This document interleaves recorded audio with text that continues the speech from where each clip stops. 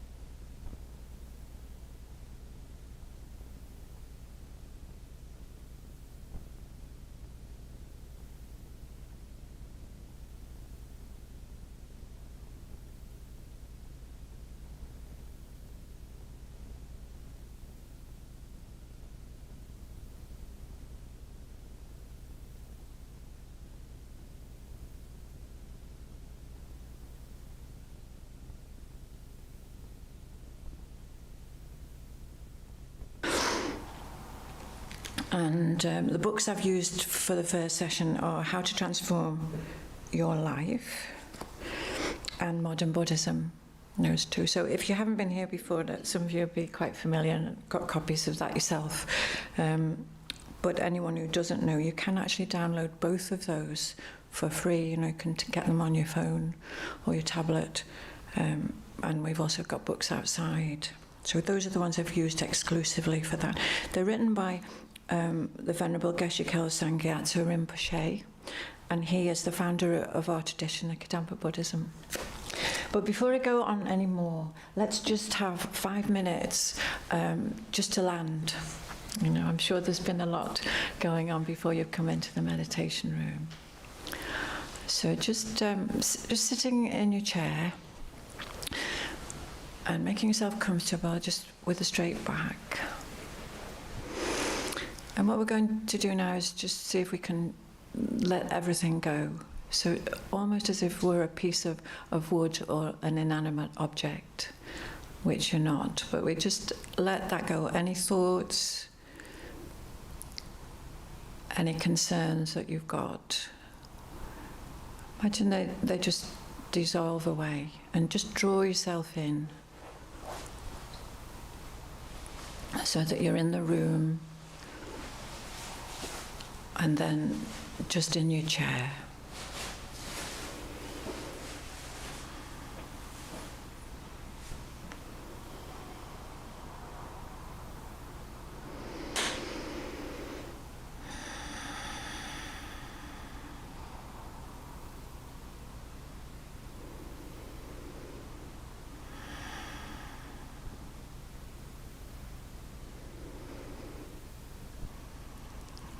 As thoughts keep popping up, just ignore them. You're just a piece of wood, like a wooden statue.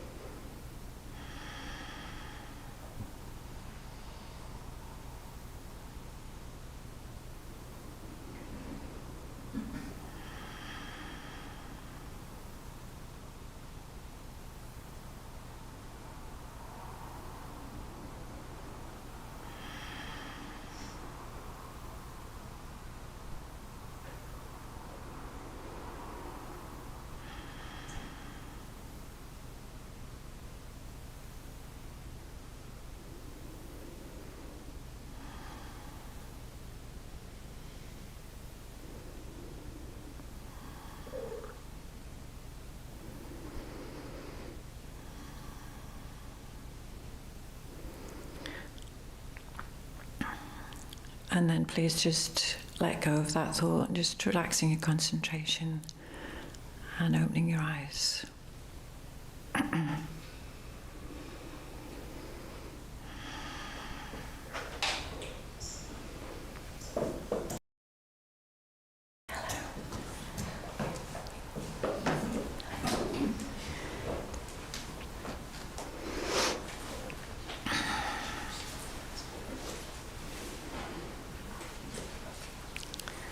Hey, good morning. That was quite good timing, actually.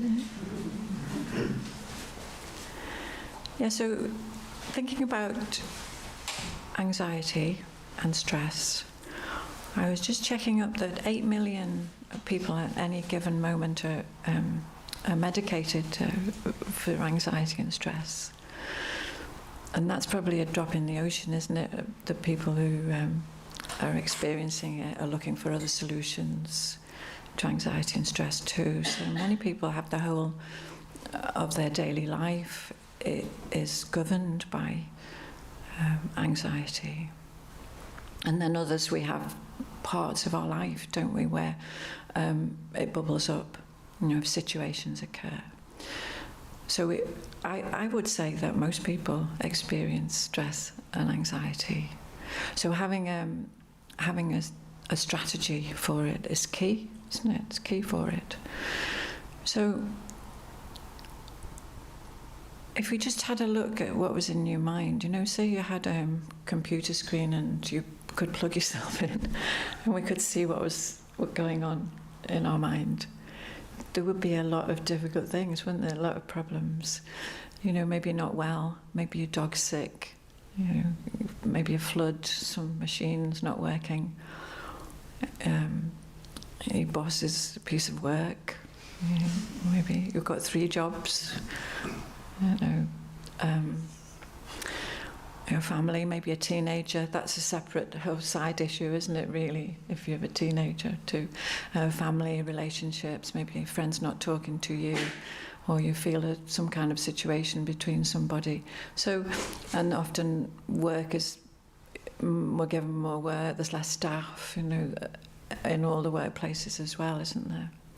And that's just maybe a few things over the last 2 days that I've heard people say, and people have said to me. So it's just a taste, really, of that. So that kind of pressure, on us affects us. It affects the way we function.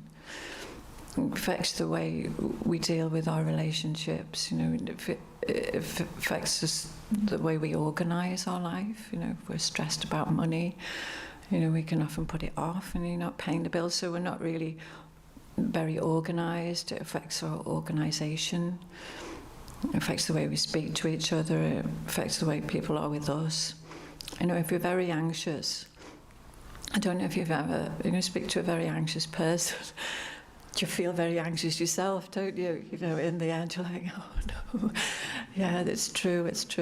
So it affects every part of our life. And that's what Buddha said. He said, the reason why our mind is so affected like that is because it's out of control, because there's so many things happening to us and we don't know what's going to happen next, and we didn't expect the thing that is actually happening as well. We don't really know what's going to happen to us in any given moment.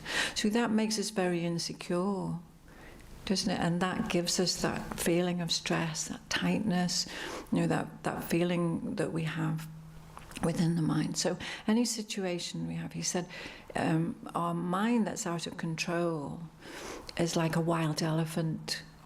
We haven't got many wild elephants in Sefton Park, but that was in those days of Buddha. There were elephants, and if an elephant went into a village or an area where people were living, it would rampage around. Everyone would hide from it, and it would rampage around and destroy everything that was there. And he said that's the same with our mind. It destroys everything if it's out of control. So what we're looking at is controlling how we can bring it under some control. And when things are going wrong for us and we've got difficult situations, what seems to us is that the feeling that we're getting is coming from that situation. So if you're with a difficult person, it seems like if that person wasn't there, then it would be okay. We could just avoid that situation. If the bus is late, the bus hasn't come and you need to get to work. It seems that that's all coming from the situation. It makes us angry about that. It makes us angry with the bus, about the timetables and the timetabling and the driver. By the time the driver comes, you're giving him a filthy look, because he's caused this state that you're in. Yeah. And so what's actually happening is that we're feeling uncomfortable, we've got unpleasant feeling. And that isn't actually in a situation. You know, some people might be glad the bus doesn't come. You know, sometimes you think, if the bus doesn't come, I can go home, you know, don't we? As well. So two people won't ever experience a situation the same way. So we can tell from that they're not intrinsically bad situations that are causing us the difficulty. So they're unpleasant feelings which come from the mind. So that's where we're looking. That's why external things, if our mind is peaceful and calm, then external things won't bother us. And that's where we're trying to go, isn't it, with it? And that's why we need our meditation. And I'm just looking at how to transform your life. Just the back is what is meditation. There's a few pages, beautiful pages. Do you know, I've been reading these pages for years, and there's more things come out of it all the time about meditation. They're beautiful.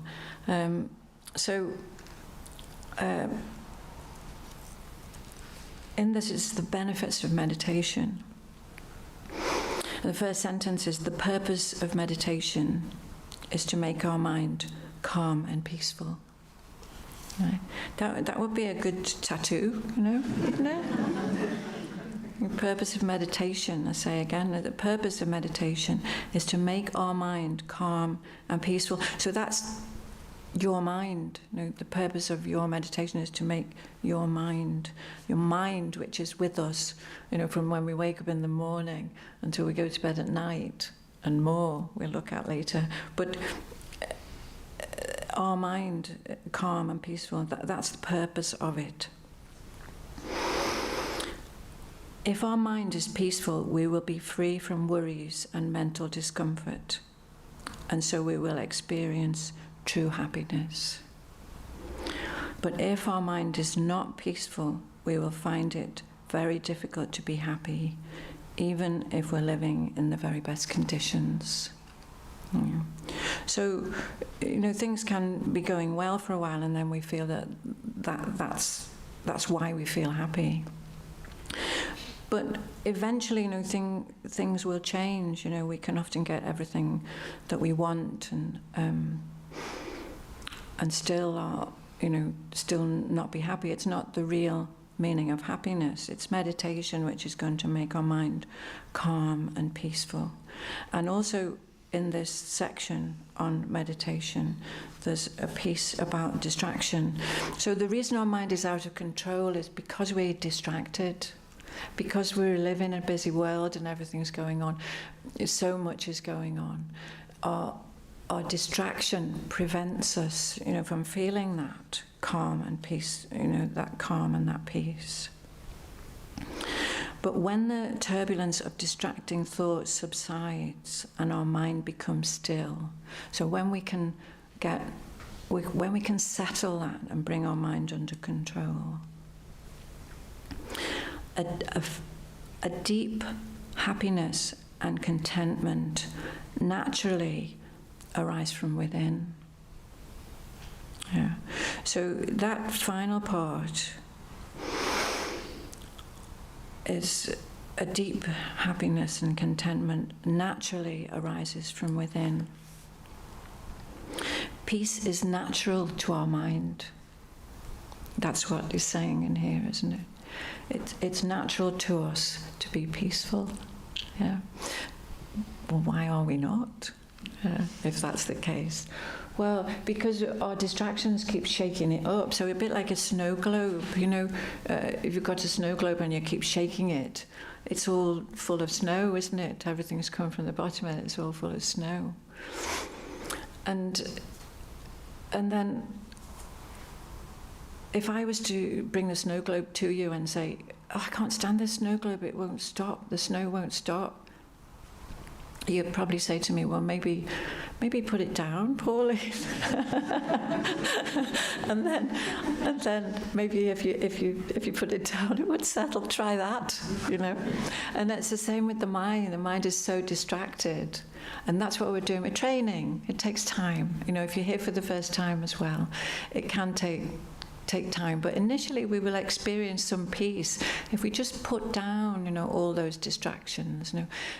We have got all these situations, but we just leave them, just leave them for the time of the meditation. What happens, we will experience some peace within the mind, and then that peace is what's going to help us when we come out of our meditation. So it's really important, just a simple meditation, just even 5 minutes a day, will make a huge difference. Everyone's busy, aren't they? We say often we're too busy, or often we say we're too distracted. I can't do it now. I can't do it now because I just feel terrible. And it's a bit like saying, well, I'm not going to the gym because I'm not fit. It's the same, isn't it, really? It's just a training that we're doing. Right, so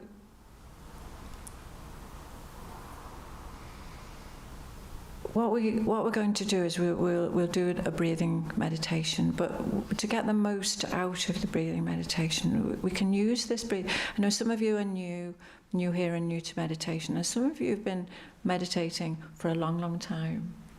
And we can still use the breathing meditation, always use the breathing. So whenever we start to feel anxious, or whenever we start to feel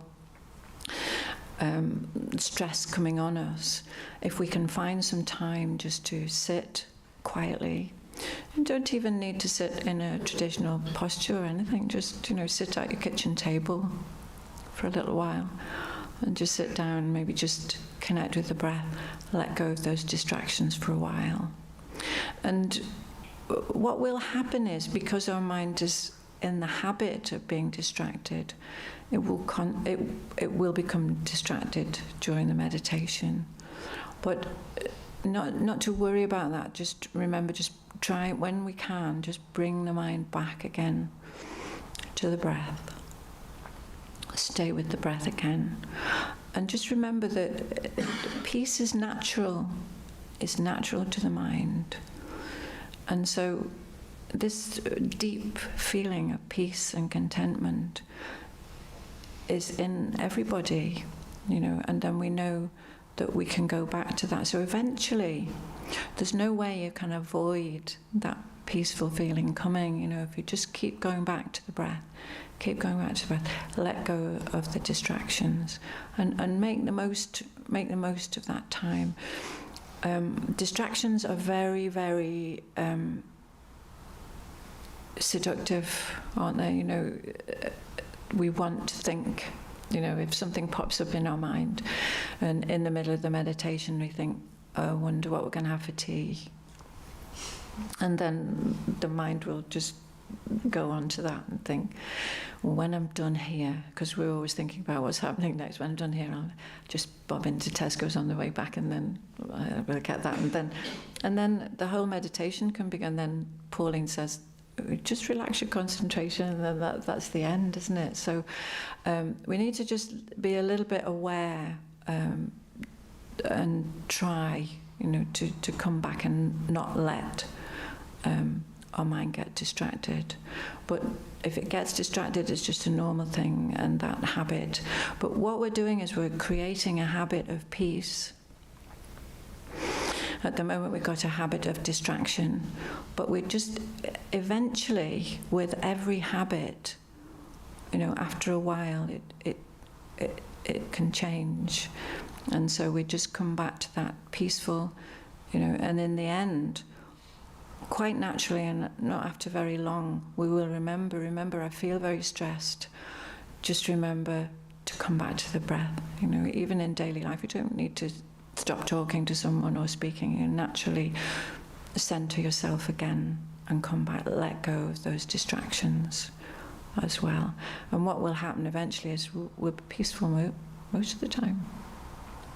So let's listen to the liberating prayer, and we'll do a nice breathing meditation and see if we can just practice reducing those distractions. Okay, thank you. O Blessed One, Shakyamuni Buddha, precious precious treasury of compassion. Bestower of supreme inner peace, you who love all beings without exception, are the source of happiness and goodness, and you guide us to the liberating path. Your body is a wish-fulfilling jewel. Your speech is supreme purifying nectar, and your mind is refuge for all living beings. With folded hands I turn to you, supreme unchanging friend. I request from the depths of my heart, please give me the light of your wisdom to dispel the darkness of my mind, and to heal my mental continuum. Please nourish me with your goodness, that I in turn may nourish all beings with an unceasing banquet of delight. Through your compassionate intention, your blessings and virtuous deeds, and my strong wish to rely upon you, may all suffering quickly cease, and all happiness and joy be fulfilled, and may holy Dhamma flourish forevermore.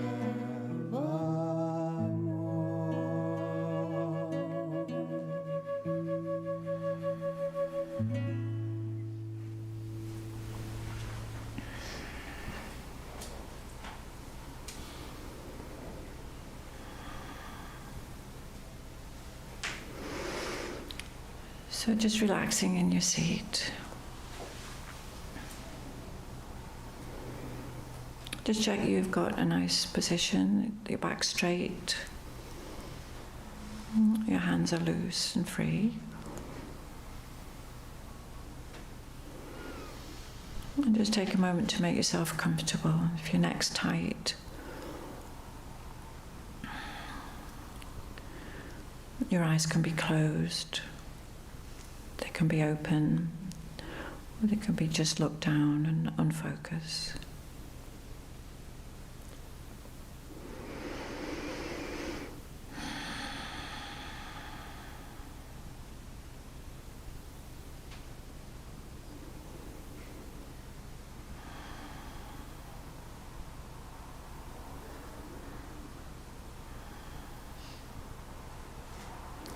And then, as you said, starting to be aware of your breath.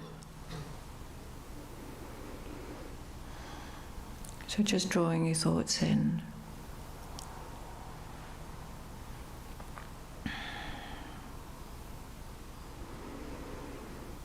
Just a natural breath.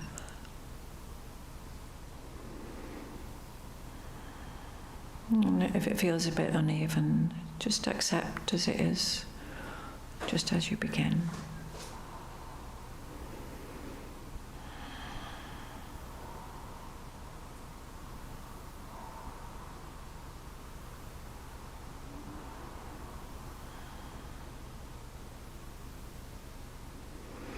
So we're just trying to keep our attention on our breath to the exclusion of everything else.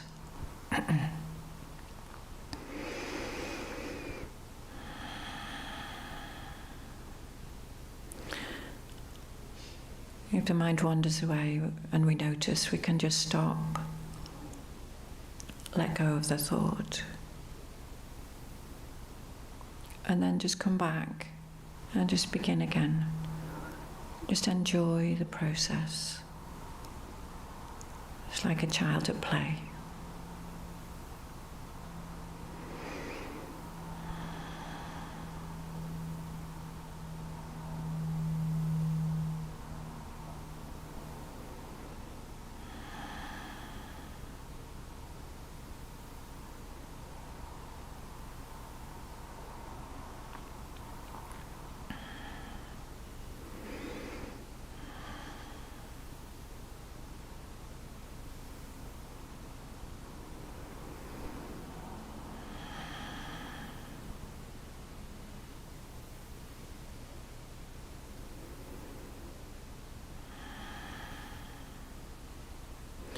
After a while, you might notice your breath just at the tip of your nose.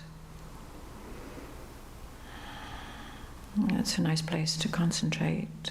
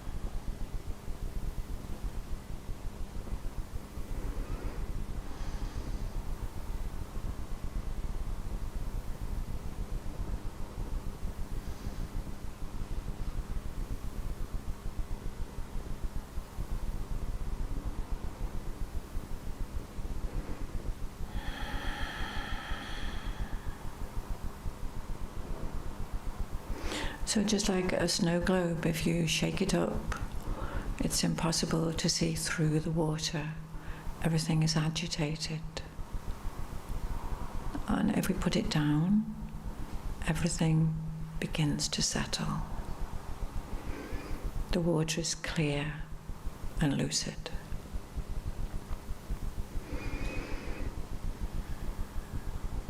So just the same with our mind. Once the turbulence of our distracting thoughts subsides, our mind becomes still. A deep feeling of peace and contentment naturally arises from within.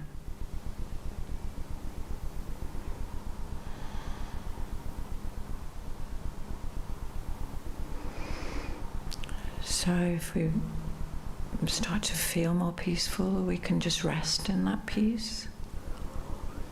Maybe notice there's some space between the thoughts. That space is peaceful. Relax into it and just let yourself sink down to the natural state of your mind.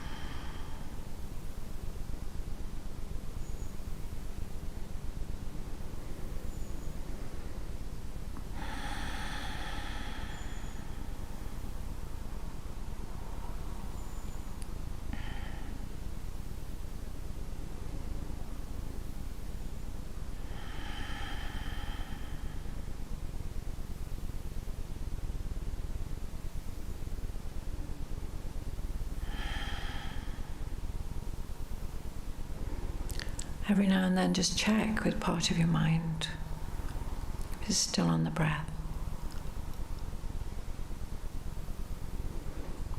And if it's not, just come back. Don't give up. Just stop for a moment. Just come back and settle.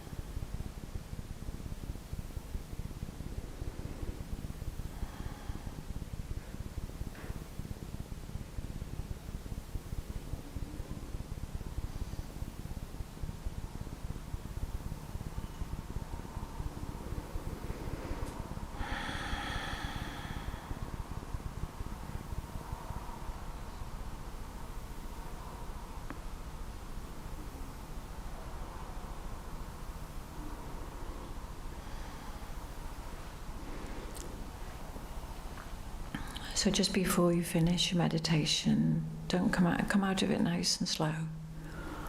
If you felt more peaceful or simply more relaxed, or you've tried, just keep that, hold that in your heart so that it will benefit you later and everyone that you come into contact with. Just take your time, let your mind rise up, let your eyes open when they're ready.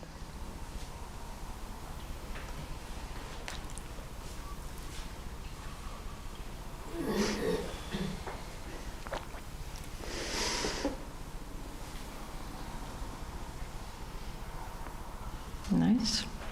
Good.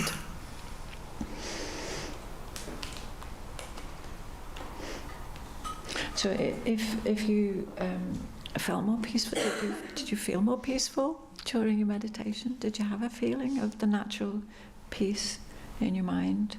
If you didn't, don't worry, because that trying to meditate is actually a very positive mind, and it creates causes to experience peace later. Remember, the function of meditation is to make the mind calm and peaceful. You're not going to stop it.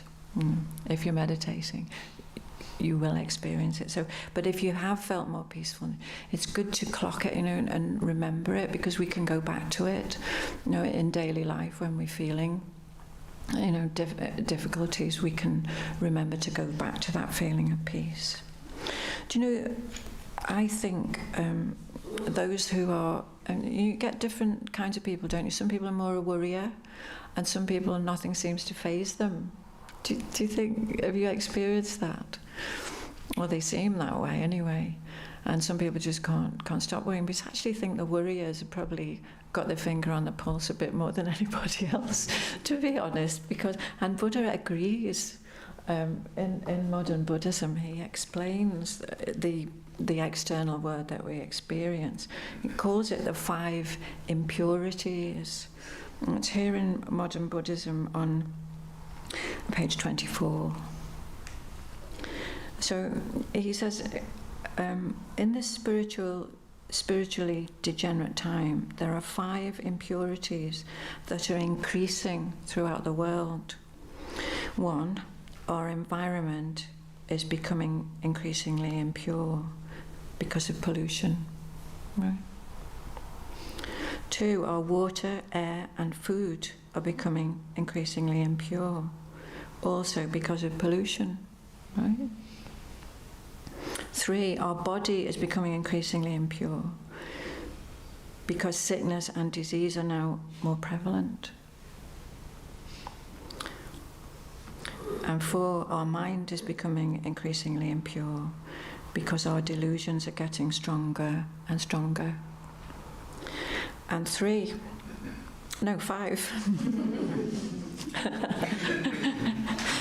our actions are becoming increasingly impure because we have no control over our delusions.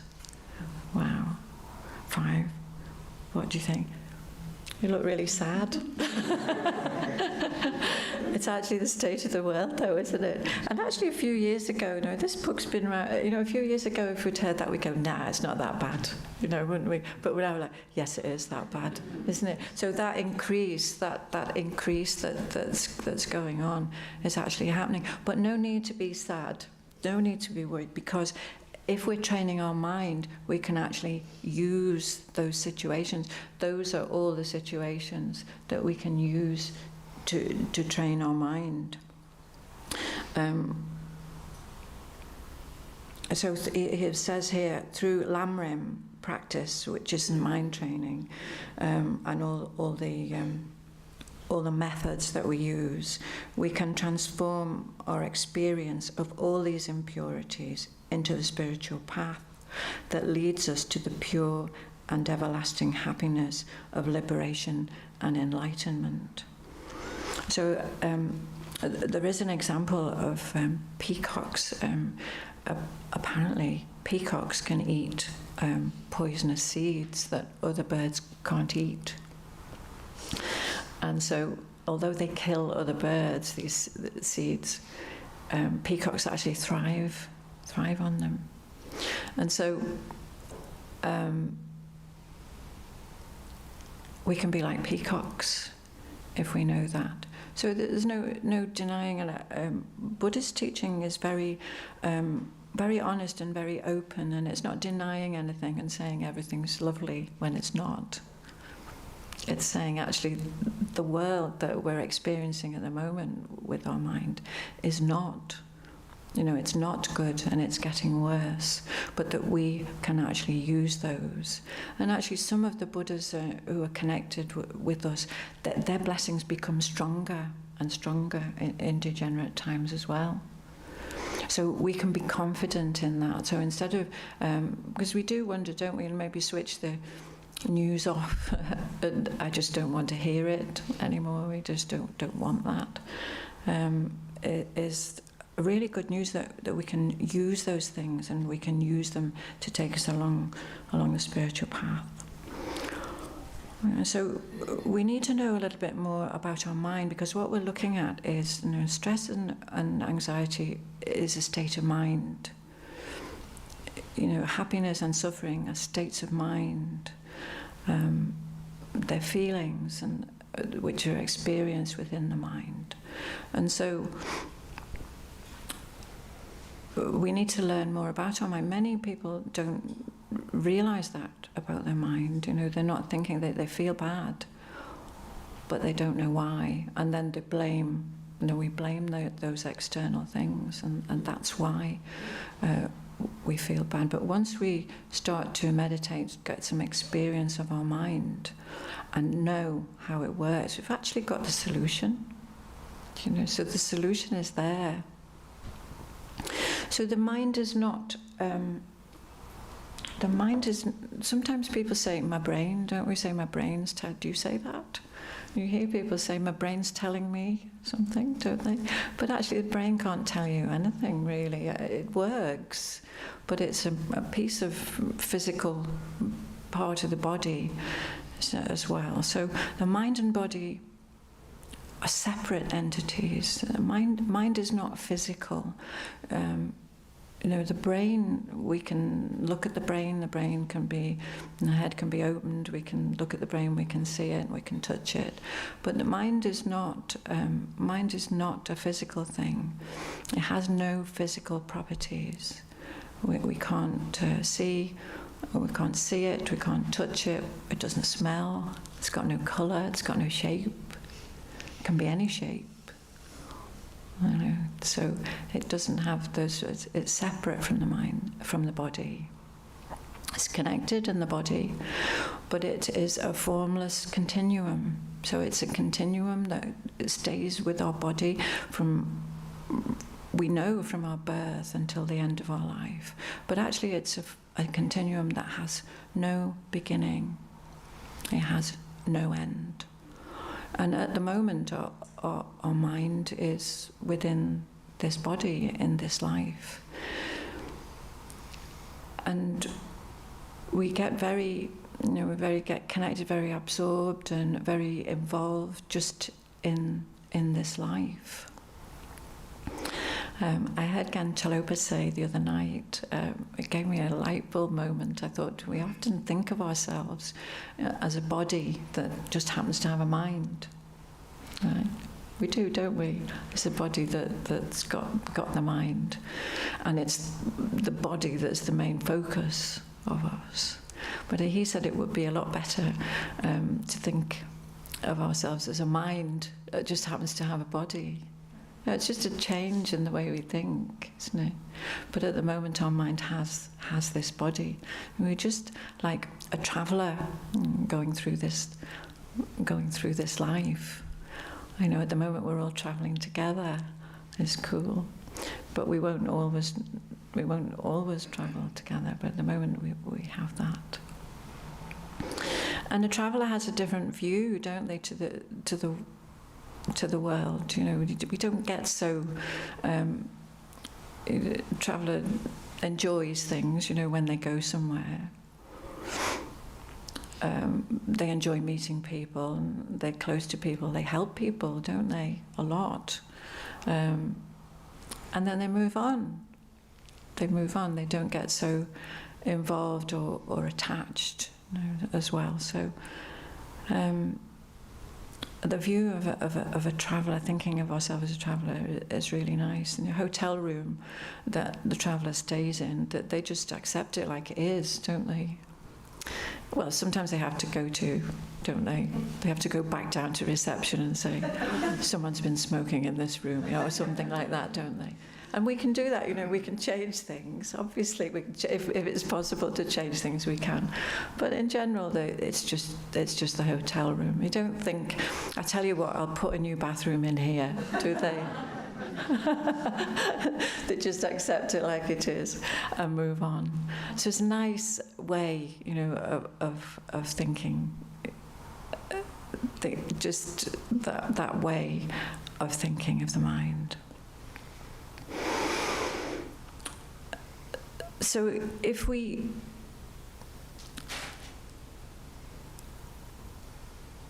have this source of peace and contentment within us, how come we don't feel like that very much? It's true, isn't it? We don't think that very much. We've got a source of bliss within the mind to know when we are last blissful.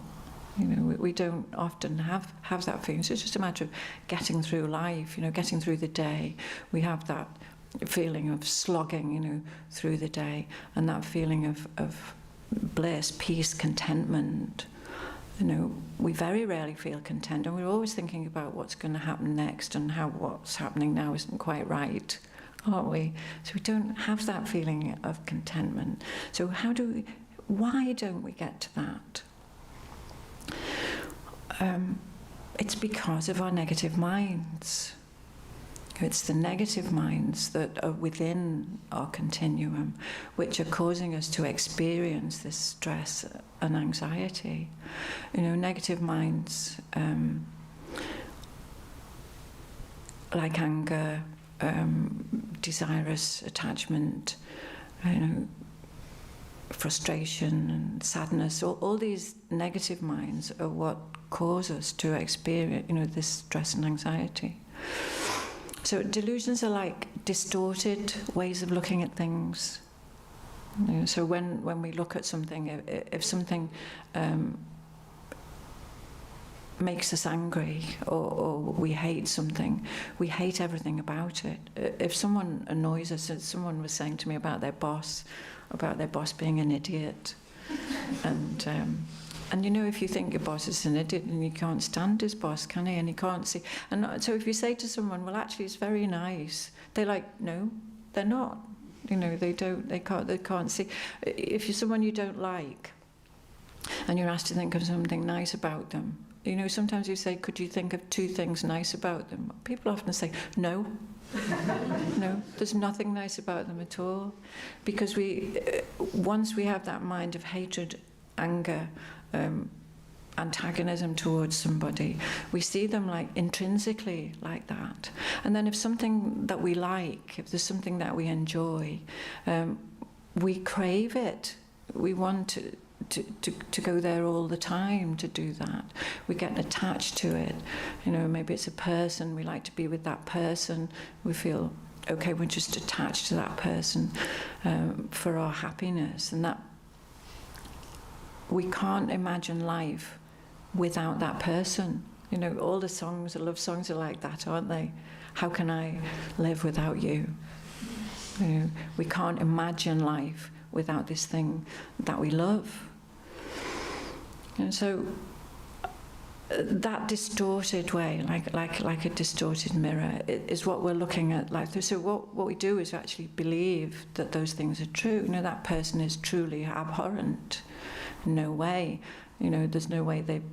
In actual fact, they've got someone. You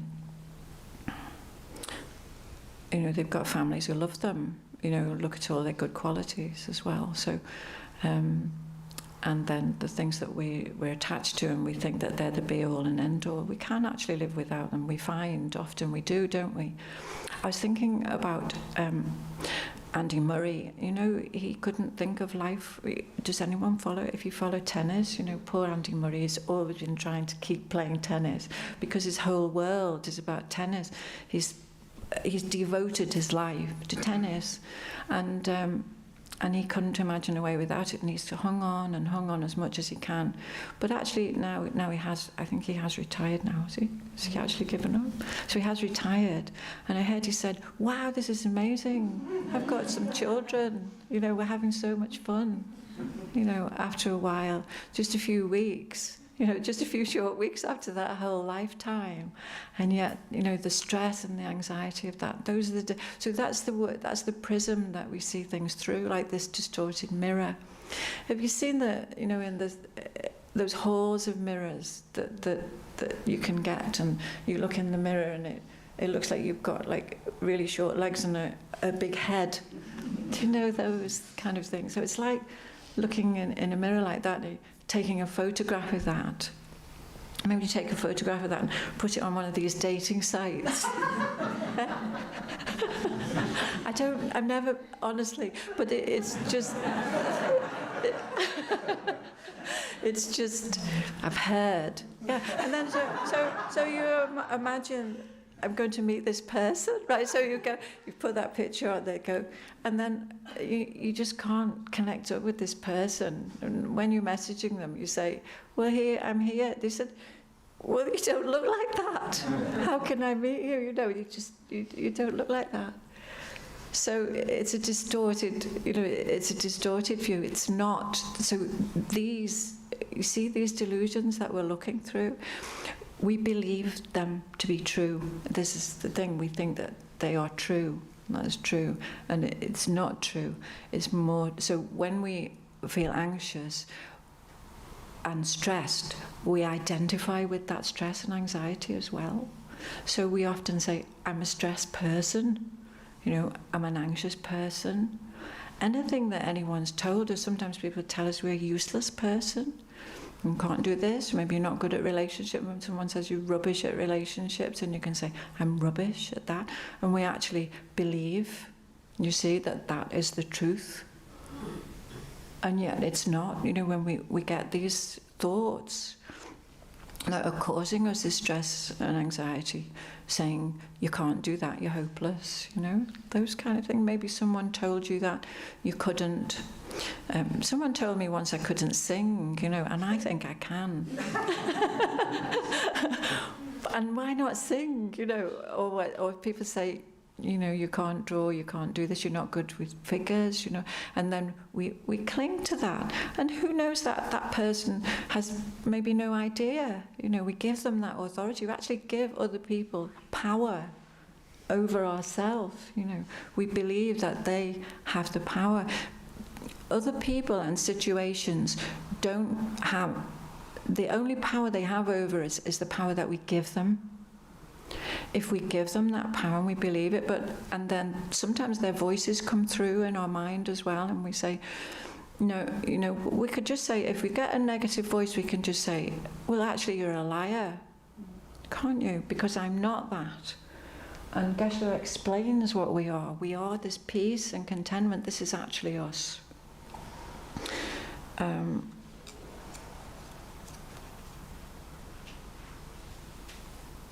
Here it is. This is in How to Transform Your Life. It's a beautiful paragraph and it's on page 131.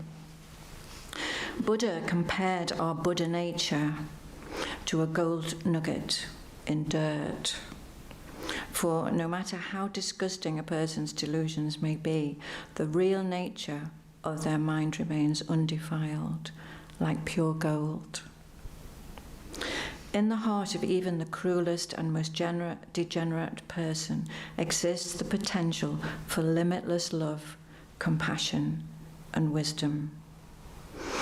Unlike the seeds of our delusions, which can be destroyed, this potential is utterly indestructible and is the pure essential nature of every living being. And so just to unpick it a little bit, the real nature of our mind is undefiled like pure gold in the heart of even the cruelest and most degenerate person. Have you got any cruel and degenerate people in here today? So if we think, you know, if we are relating, so it's what we relate to is to, so if we relate to ourselves as an anxious person, insecure person, or unconfident, you know, no confident, if we relate to that, we're relating to an illusion, a hallucination in that way, and that our real person that we are is like pure gold. And so within every person exists the potential for limitless love, compassion, and wisdom.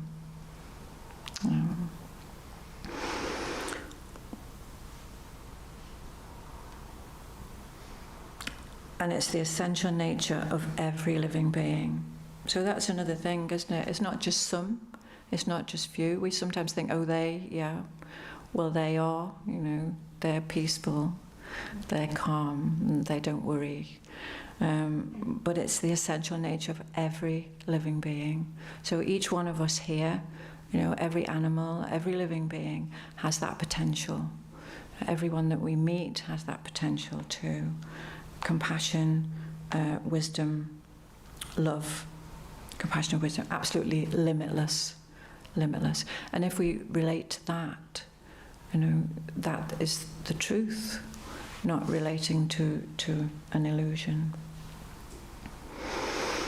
So, like, what are we waiting for? You know, I mean, the thing is, you know, we're feeling, oh, I can't do this, I can't do that, I'm worried about this, I'm worried about that, I've got no confidence.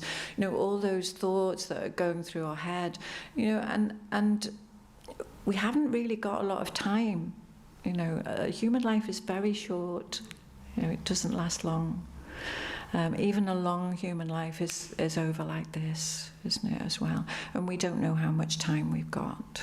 But what we have now is that opportunity, that limitless opportunity to do that. So, you know, every day we need to start. It's not something, you know, we need to start now to let out that golden light.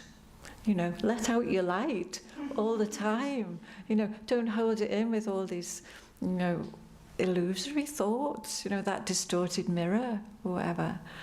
You know, why are we doing that? that. I'm saying that to myself, really. Why feel bad in the morning when you've got a golden nugget in your heart, when you've got limitless love, limitless compassion, you've got that capacity.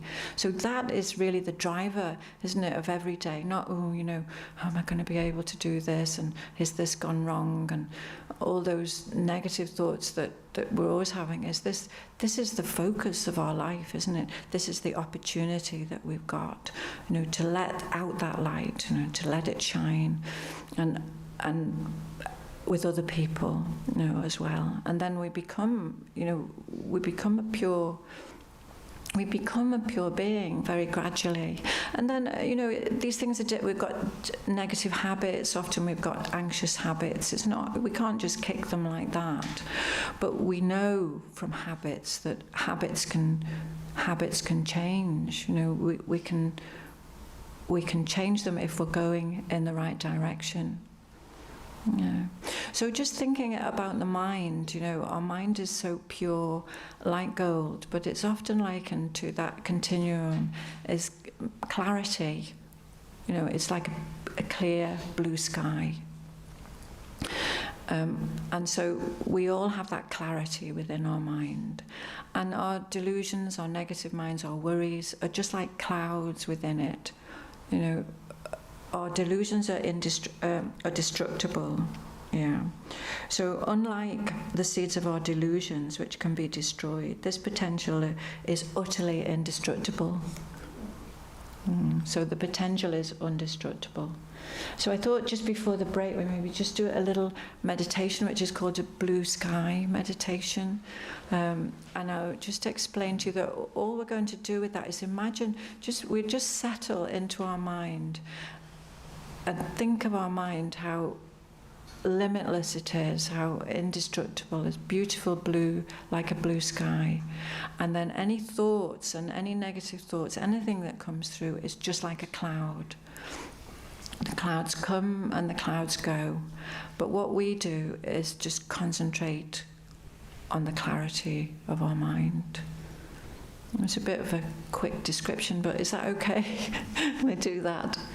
Let's do that, okay. So just make yourself comfortable again.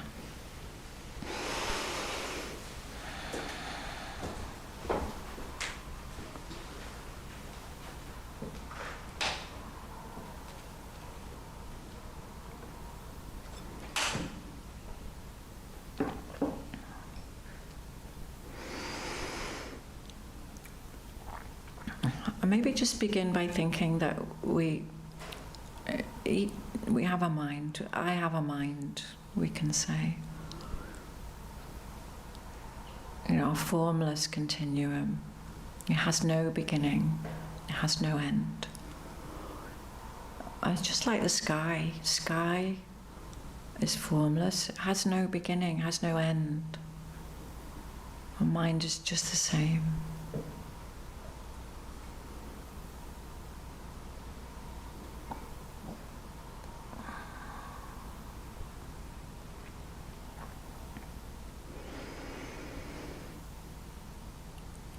And just that blue of the sky is always there. The clouds are always changing.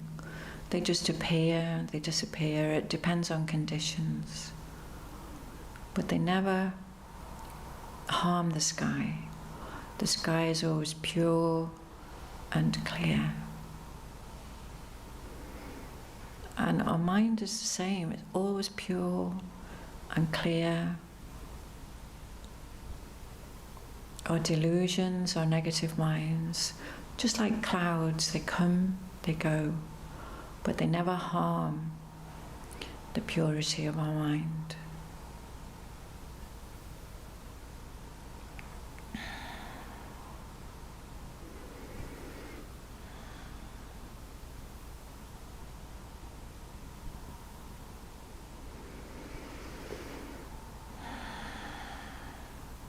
And so just concentrating on that clarity of our mind, just let your mind settle and just experiencing the mind. And if you feel any thoughts or feelings coming through, just let them appear and disappear, just like clouds. but relate to the clarity of the sky, the clarity of your mind.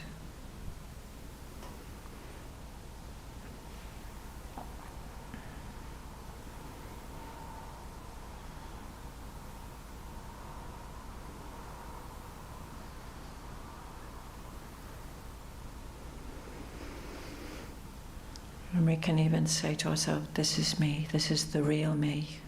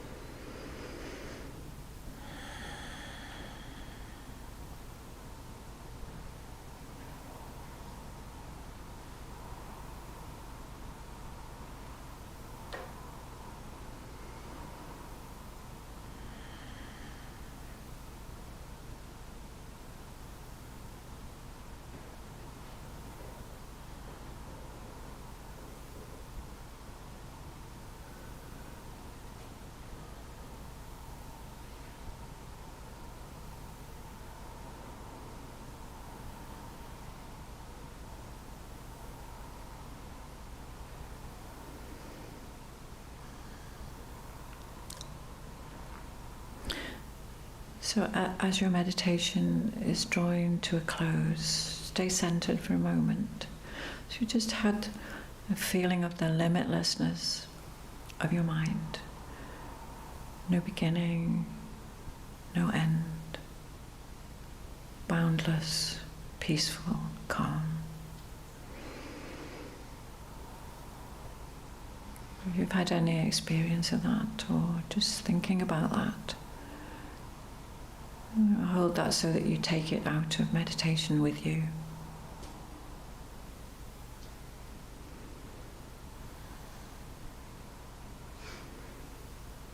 And then relax your concentration. Thank you.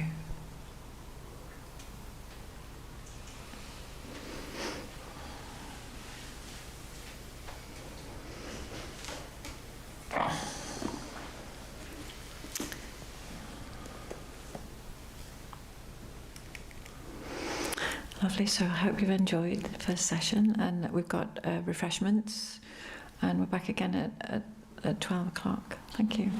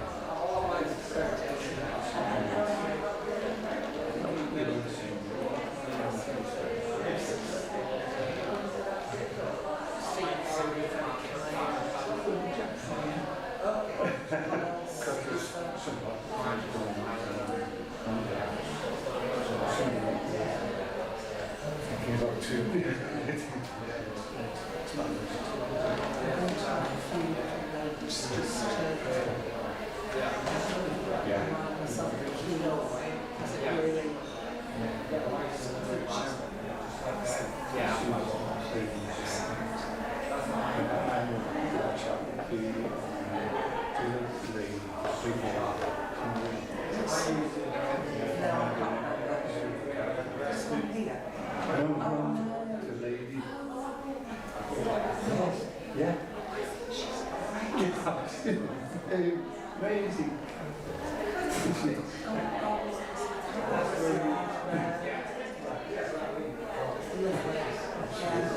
I'd like to go back to one of the courses online.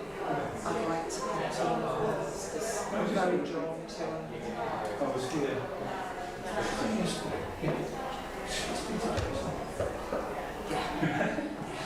was here yesterday for the morning session, and I think Philip. Yes. Yeah. Well, these people have suffered. That's what it is, isn't it? And it's the empathy. Yeah. Anyway, yeah, I'm going to get a break, just write a few. Thank you.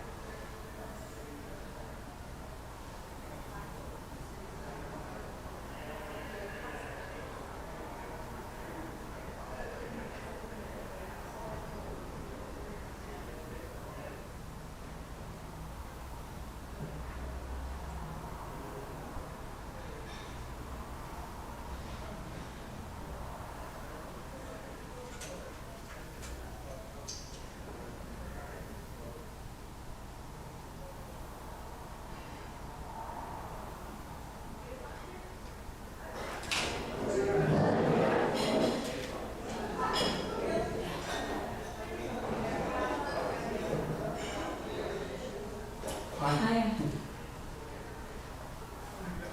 cafe gets a bit noisy.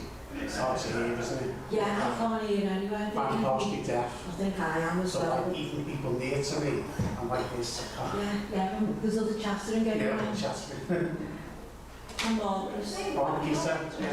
Yeah.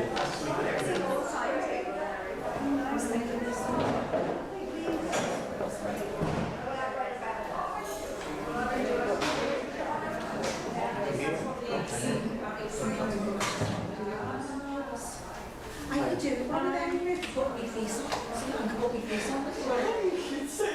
You've got to Google that lady next to me, just so you've actually got your face on the floor. No, me,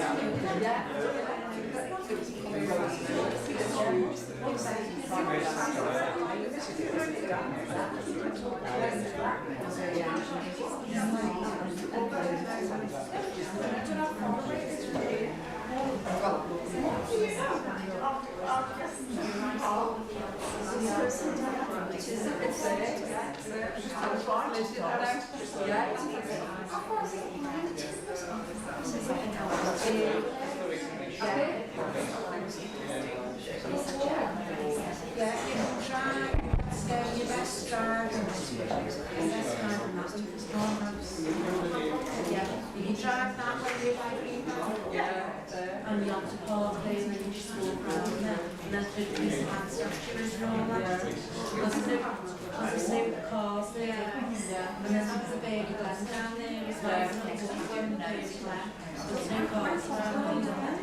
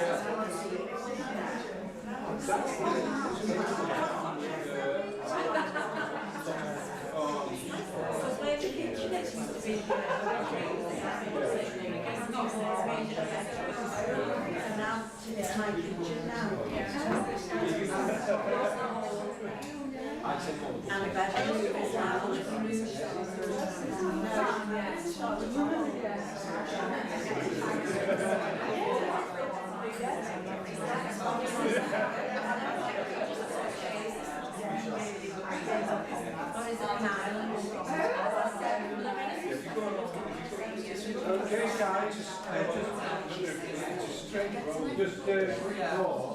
While you consider, I try and take some photos or video of the event and post it on social media. Now, if you don't want to go on social media, I know some people don't.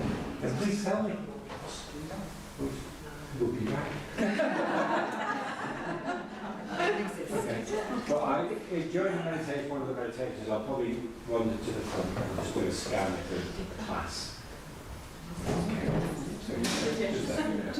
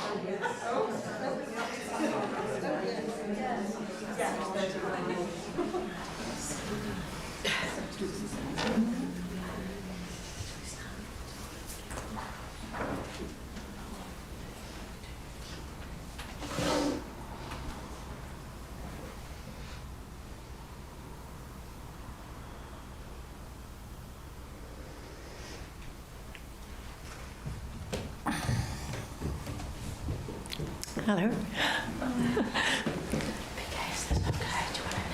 I don't know. Somebody was saying it doesn't work. Hello. Can you hear me? If it works, I'll have it. Yeah.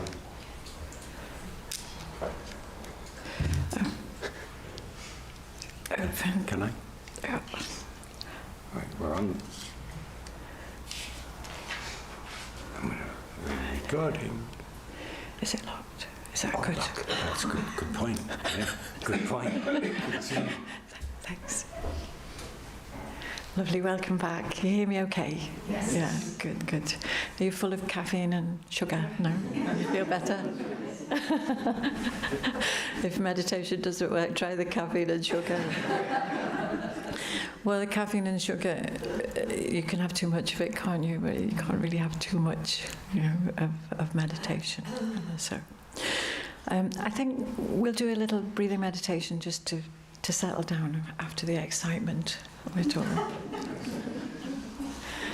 Okay, do you want to just settle into your seat? And just free your hands if you can, your feet on the floor.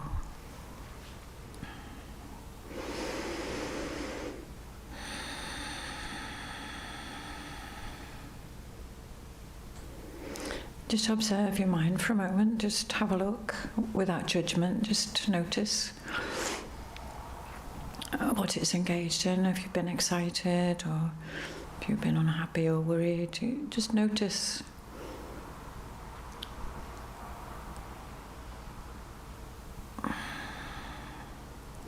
And then let go. Imagine it, all those things just dissolve into space and disappear.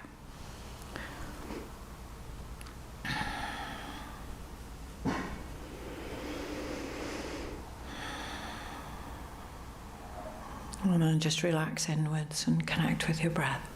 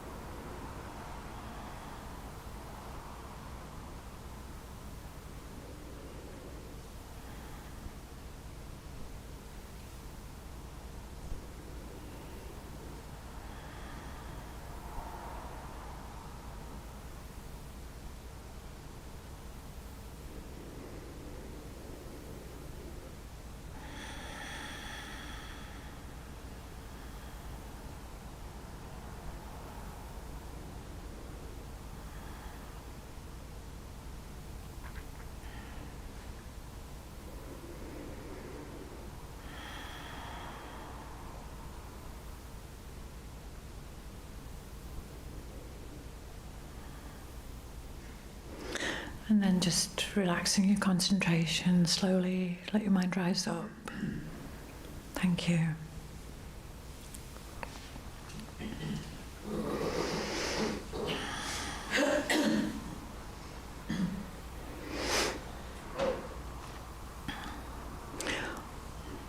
So, moving on with thinking about stress and anxiety, what exactly is stress? You know, what makes us stressed? You don't need to answer, but just think, what is it? What is it? Everyone will have different stresses too, but, you know, looking at it personally, what is it that bothers us? What's bothering us? What's making us anxious? What's making us worry? Well, it seems like a soft question, really, doesn't it? Because it's like life, really, isn't it? Of course, it's everything. You know, everything in life seems to bring about problems.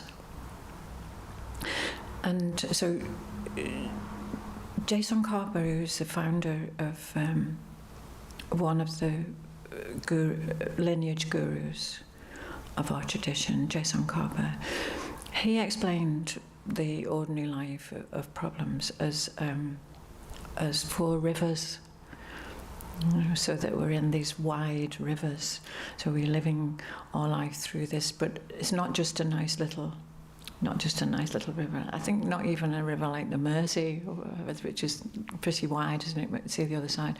But it's an enormous, wide river. And the 4 rivers all come together, and there's 4 things: birth, aging, sickness, and death. Those are the 4 rivers, and we live our life through that, and as well as that, not simply those 4 rivers: birth, aging, sickness, and death, but also things happen to us that we don't want. Correct? Yeah. We lose things that we had, and what's the other one? There's a test for the students here. It's probably enough, isn't it? We lose things we don't have. We get things that we don't want. We get things that we don't like. Well, things happen that we don't like, don't they, as well? So all those things are happening to us, and we're in this river, so we're like churning about in this river. And if you think about it, you've got one problem, haven't you?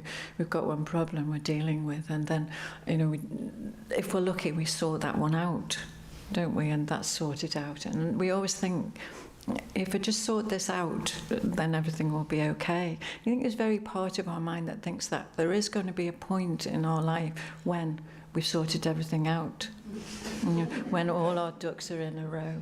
You know, we sometimes hear people say, my ducks aren't even here, you know, they've just flown off somewhere else, haven't they, as well? So but it's very interesting to just check our state of mind when we're talking about stress, is to think, do we think actually that one day things will sort out?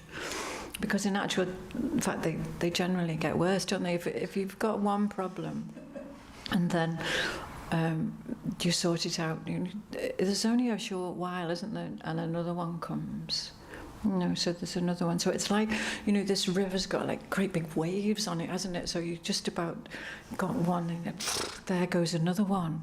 And then we've got that one too, and then there's another one. And sometimes for a while it goes quite calm, doesn't it? We're like swimming about, everything's fine. See, I've sorted everything out as well. And then all of it, another one comes.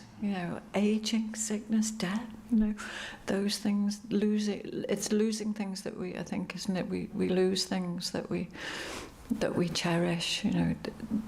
Nothing is certain in that life, and Buddha called that samsara. There's a endless suffering, that will continue. And what he's trying to say is, look, like you might be sunbathing on the bank there, but like there's another big wave coming, and it's going to keep on coming. So he said, get out, get out while you can, because we can get out. That's the thing. We don't have to drown. Well, at the moment we're drowning in these rivers, and then everyone around us is drowning too. And actually, whilst you're drowning, you can't help anybody else either, can we? You know, because have you ever tried to help someone? It happened to me once, actually. They start hanging on to you and pulling you under, you know, don't they, as well? So, you know, one drowning person can't help another. And Buddha's like in a helicopter going, get out, there's a way out from that. And so he's saying, you know, look more in the mind. It's in the mind. These things are going to continue. But at the moment, what we do is we think that maybe they'll get sorted out, or we think that they should be in another way, but that's actually the way it is. So say there's something like, maybe we need to get out of this room, right? But we try to get out of that door, and somebody's locked it, and there's a window open. We say, we keep trying to get out of this door, and then someone will say, look, you can get out the window, but we're like still at the door, you know. And then said the door's locked, and we say, well, it shouldn't be, you know. And then we keep throwing ourselves at the door, whereas we need to get out the window. Do you see? So we need to get out. What we're saying is, we think that things should be in a certain way. We're looking for perfection, aren't we, in an imperfect world, as well. So we need another way of looking at things. Yeah. If we're going to get out of this anxiety and stress, you know, the stress, because as we said this morning, you know, the stress is getting, you know, it's increasing, isn't it? So we don't want to be in that world. You know, that world with the 5 impurities is the world that we can leave. You know, we can get out of it. It's not by dying. It's by improving our mind, changing our mind, and changing our mindset about the way life is. Yeah. So what we need is the main thing we need, and a practice that we can practice throughout our life, is patient acceptance. This book, How to Solve Our Human Problems, Geshe Kelsang Gyatso, and it's the Four Noble Truths, is about that suffering and about how we can get out of it. How cool is that? How to Solve Our Human Problems. Very small book, isn't it? I was in the library. I was in the library the other day, and there was like about problems. There was like 2 bookcases full, you know, really. But this is puts it so succinctly and so simply for us. And the actual text, there's prayers in the back and some information. It's not even that meditating, is it? There, and that's a prayer as well. I think it's about 90 pages. 106 maybe pages. It's not many pages, it's barely 100 pages anyway in there. And if we could read that, understand it, and actually put it into practice in our lives, we would solve our problems. And that's what we're doing. We can't do it immediately, but gradually, you know, day by day. If we do that day by day, then and we can do it. Now, patience is something that we've been told since we were children, isn't it? You must be patient. You know, it's like really annoying, isn't it, really? If you're upset and someone says, well, you've got to be patient, well, you're like throwing yourself at the door. I don't want to be patient. You know, I don't want to be patient. I want to do that. So let's look at the patience that we understand. And sometimes with patience as well is like, we say to someone, you know, I'm being really patient. Don't we like that? And are we really being patient? We're angry, aren't we, when we do that, really?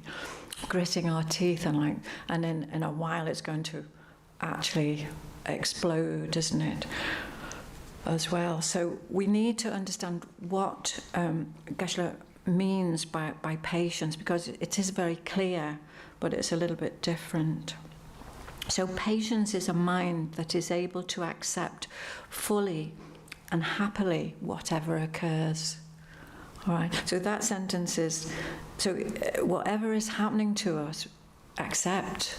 Because the thing is, it has happened, hasn't it? The thing is, it has happened. You know, we say, well, it shouldn't have done. But it did as well. So, and happily, so we completely accept it, fully as well. I accept the whole thing. I accept the whole package. You know, because sometimes we think, well, yes, okay, but if they hadn't said that, you know, there's part of it we don't accept as well. So fully and happy, you know, yes. Yes, happily, whatever occurs. It's much more than just gritting our teeth and putting up with things. Being patient means to welcome wholeheartedly whatever arises, having given up the idea that things should be other than what they are. It's great, it's lovely. Being patient means to welcome wholeheartedly whatever arises. Welcome. Yeah, so there's two parts to that too. You're welcoming, you know, welcoming something. When you welcome, say someone comes to your house and knocks on the door, a visitor, you don't go, oh, you, suppose you better come in. Oh, suppose you want a cup of tea. Maybe you do. But it's not very welcoming, is it? You know, welcome wholeheartedly. We're like, hiya, you know, yes, you know, come in, aren't we? With that welcome wholeheartedly. Whatever arises, having given up the idea that things should be other than what they are. You know, because we say, well, they shouldn't be, don't we? But they are. It's like, it's an acceptance, isn't it, too? So, I mean, I don't know if you've experienced yourself, but very often with a problem, you can hold on to it for quite a long time. And then when you do accept, it's gone. Have you had that experience? You go, oh, yeah, I can see that, you know. I can see it's happened. I had that about being promoted at work and never got promoted at work. And after years of being an awkward employee and sulky and unhappy about it, I suddenly thought, you know, this isn't going to happen. No, it just isn't going to happen. And do you know what happened then? No, I didn't get promoted. No. I still didn't get promoted. But I was happy. I enjoyed work. I enjoyed coming in. I was okay. I got on with people better. Do you know that? Just so sometimes the whole issue falls apart. It always does if we accept, you know, whatever it is. You know, but aging. You know, a lot of what we do with that is, you know, our whole society is against aging, aren't we? Let's hide the aging, you know, let's cover it up, let's stick stuff in it, you know, plump it out a bit, you know, make you look younger, you know, the whole of the worry about the body. I think that's nice, that thing about, so we're not thinking of ourselves as a body. I mean, you have to look reasonable and presentable, obviously, don't we? So that we can help others. But, you know, that aging, you know, we need to accept aging. Everybody is going to age. Everybody is going to die. And so we can help each other. We can be calm about it. We can accept as it comes along, you know, do what we can to keep well and to keep healthy. But no, other people need to see that it's not that bad, you know, to be 70. You know, it's all right, you know, can be. Depends, doesn't it? That's right. But we can still be happy and sick.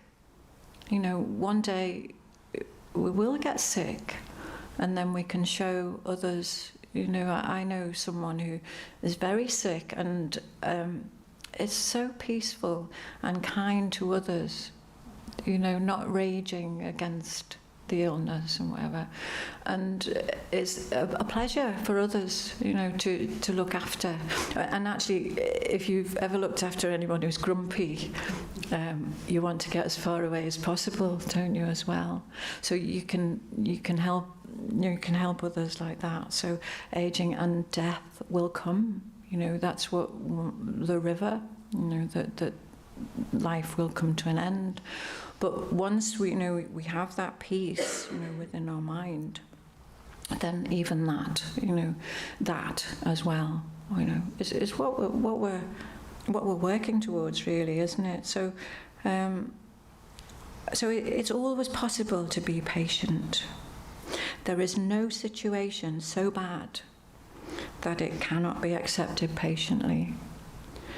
with an open, accommodating, and a peaceful heart. And the reason for that is as well that once we have patience within our mind, it's a pure mind, it's not that gritting teeth, and it's a relaxed and accepting and open mind, then other feelings melt away. You know, any anger or resentment, the negative minds melt away, and the positive mind is what is pure, you know, and will keeps it, and it's part of our pure nature is that patient and loving mind. Yeah. So patience is a practice that, you know, that we can continue all our life and come back to. But if we understand exactly what it is, it's not just putting up with something, it's accepting that acceptance. Another thing that will help us with our stress and anxiety is faith. And so here is a good place to talk about faith, because we're in a Buddhist centre, so those who are here are often here are Buddhists, and they have a Buddhist faith. But I know others have had a bad experience with faith. So faith isn't something that's always talked about. But faith is a very pure and virtuous mind. And we all have faith in something. What we need to do with faith is grow a mind of faith. So it's not about just having faith, and that's often why maybe you've experienced that, you know, that you don't, you've been told to have faith and you didn't quite know what, you know. Was that an experience sometimes? So then we complete turn off. I had a student once who, we came to meditation class, and he hated the word. You know, as soon as he said the word, he was like, "Get me coat." He was didn't want to hear that word at all, and yet had a huge amount of faith actually. But it was just that idea of having faith where, you know, someone else told you to have it. So what we're doing with our meditation and really with looking at anxiety and stress is our own mind, our own feelings, and our own positive work. We're examining the mind with meditation, and we see what makes us happy, what makes us unhappy. You know, so being told to do something like have faith, it is not really good, is it? But and sometimes you hear about a leap of faith, which is like just have faith, you know, and you've got no reason to do that. You know, Buddha's teaching is it the word experiential? Is that the word? We just use our own experience anyway. We have experience of that. It's empiric, isn't it? It's not faith, just have faith. It's empiric. So we build on our own. So if we find, for instance, that meditation brings us peace, we can have faith in meditation, can't we? So we can have faith in that. If being patient brought us a peaceful mind, we can have faith in that too.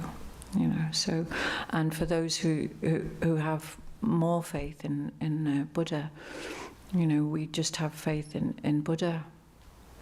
Buddha brings us peace, you know, brings us blessings, and we can say, I have faith in that. You know, I can do that. So very often when things are very difficult for us, that's where we go with a mind of faith. We can't think it through, we can't meditate, but we have faith, and we can just say, you know, I just have that faith in my heart. So it's worth, you know, it's worth thinking about growing and developing a mind of faith. Yeah. So the next thing I wanted to talk about as well was in training our mind was going back again to that feeling of stress and anxiety. So when we're very worried and stressed, we centre very much on ourselves too. You know, we think about ourselves.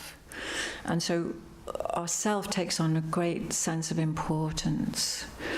And it seems to take up, any worry we have actually takes up the whole of our mind.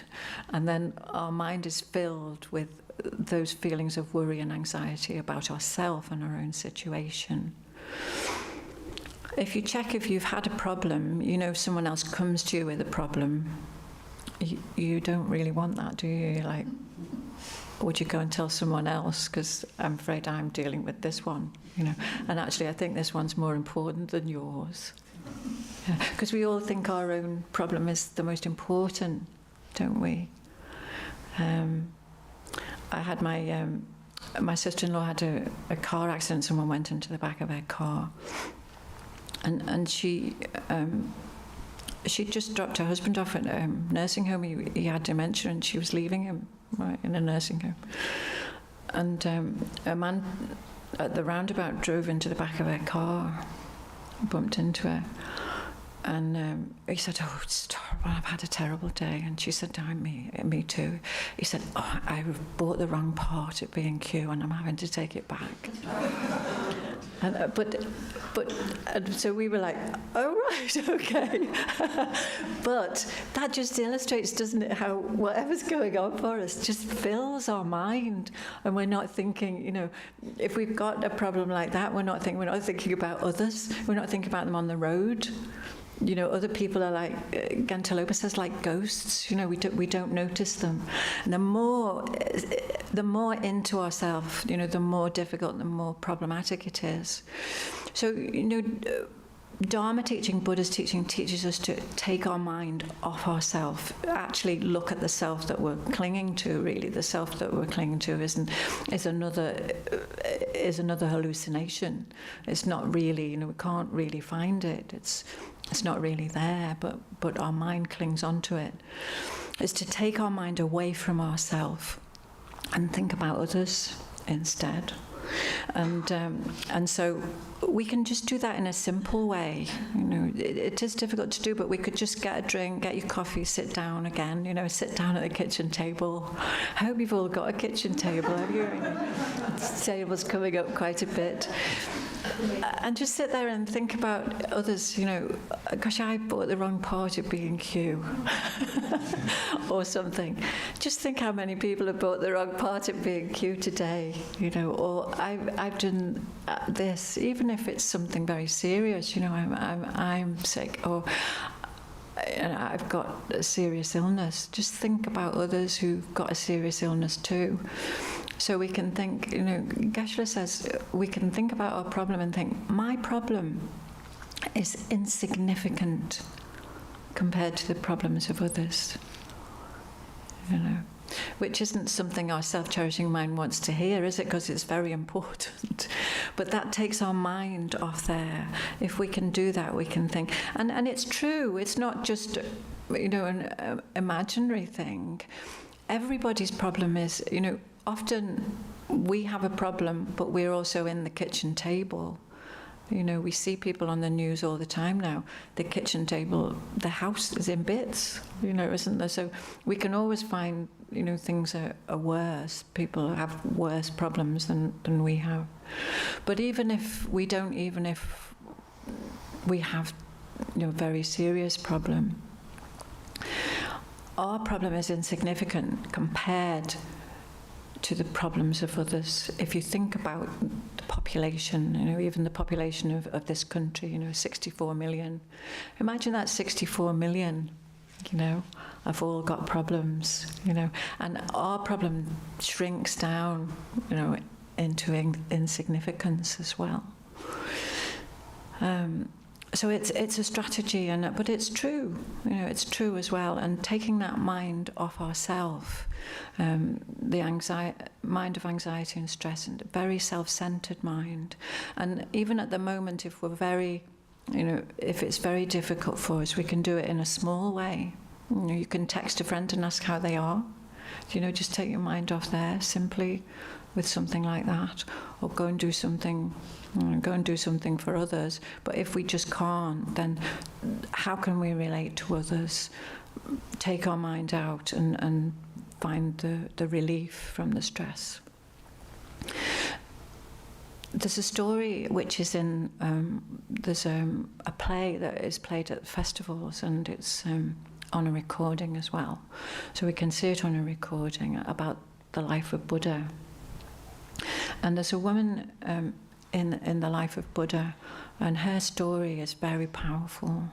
Her name is Kisikodami, and she was from a very wealthy family. She had everything very comfortable, and she had a son, baby son, and the son died unexpectedly. And because of the loss of her child, she was completely out of her mind. Quite understandably, she was so upset, but she was almost insane with grief. And she was walking around the town she lived, and she was asking people to bring a child back to life. As anyone could do that. And everyone was avoiding her really because she was so crazy, walking around with the baby. And someone took pity on her, and a woman took pity on her and said, she lived in the time of Buddha, so she said, take your child to Buddha and he might be able to help you. And so she did. She went up there, and she said, she's still desperate. She said, can you please just bring my child back to life? Can you bring my child back to life? The Buddha said, well, yes, I can, but I'll need something from you. I need you to go and fetch a mustard seed. And the mustard seed has to be from a home where no one has experienced any death. So she was, great, that's good. She was given some hope. So she went off back into the town and went knocking on the doors, first door. They said, oh, I'm sorry, I can't help you. My brother's died last week. She went to another, sorry, my husband's died. Another, next house, sorry, we lost, we've had loss. Every house that she went to had a loss. Anyway, she kept on knocking, and eventually she realised that there was nowhere where no one had experienced a loss. And she went back to Buddha. And he didn't expect her to come back. He said, you've come back? She said, yes, I accept. I've accepted. I understand now. I understand that everyone experiences loss and that death is inevitable. And I'm here to learn from you and to train my mind. And she stayed with him. She buried her child and she stayed with him, and she was one of his disciples, and I think she became enlightened, certainly, very enlightened being she became. So what do we learn from that? We can learn lots of different things from it, but we're also learning that she had one of the worst things that we can experience, didn't she? And she found that she wasn't alone, that everybody did. And in that acceptance she found peace as well. Yeah. So if we,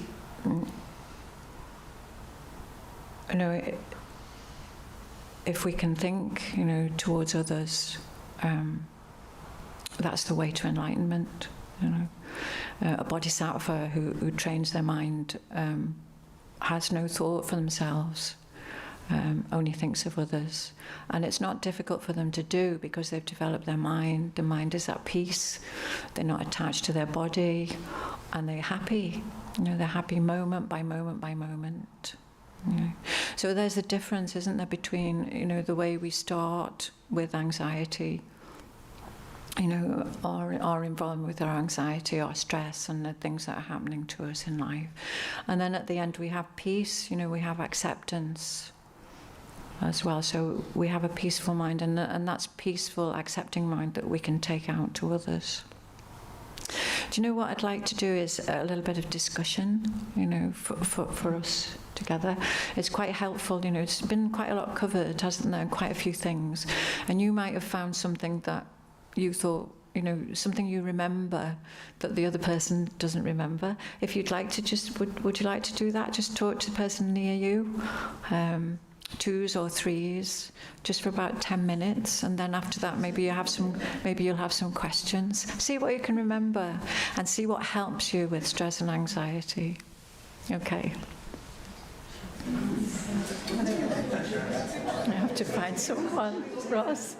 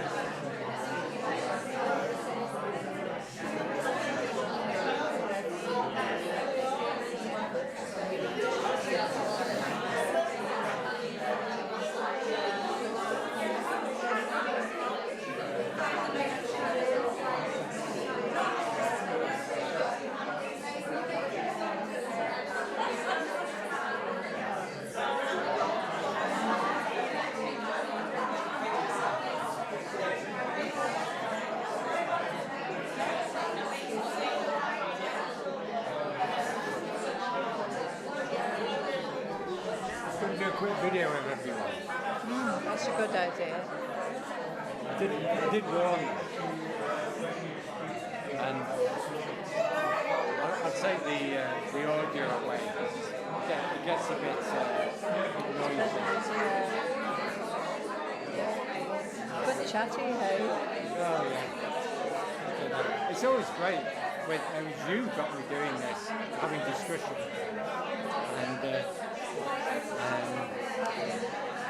the hubbub that gets going when you allow them to just to talk. At first it's like Oh, it's me. Oh, hesitant. that's right. Well, that's the thing is, there's a lot in the mind to say, isn't there? Like, I just think, like, the teacher's been, like, talking for ages and they're like, we want to say, so it's all, that's why it bursts out, isn't it?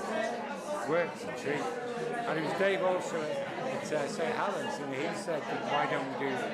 So when I was covering for Leslie, I did it then. And it does work a treat. Yeah, good.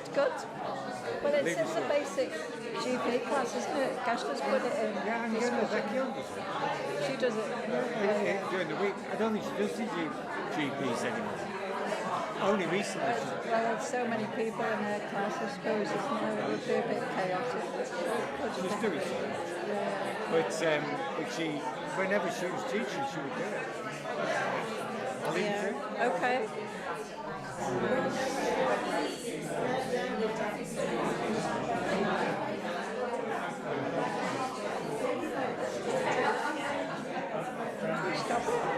While you're doing the meditation, while everyone's dead quiet, I'll come out again and just do a scan of them. Of the meditating.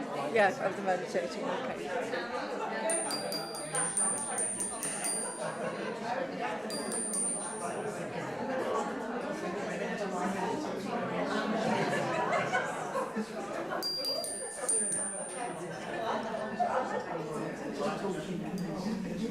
Okay, you're using the wrong end. Oh, yeah.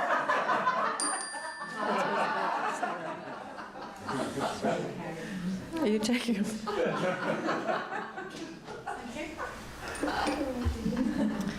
Oh, so did any questions or come out of that? Anything you want to ask? Or anything you want to say? Or anything your partner said that they don't mind you sharing? Nothing? Yes. Sometimes, I mean, when there's a lot of, whether it's anxiety or excitement or a lot of things going on, it can be very difficult to then come back to the breath and things, even though maybe in a more serene state of mind you might be able to do it. But, and I don't know, have you got any tips or advice for when it just seems like you can't focus for 1 second?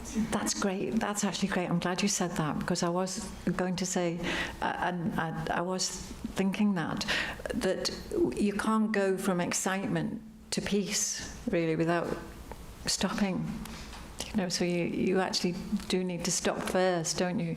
Because you can't, because it's so busy. So we need to stop first of all, pause, and then concentrate on the peace. Does that make sense? So you've got to actually call a halt. So sometimes we say, let the mind go, let those minds go, or whatever. If you can't let them go, stop.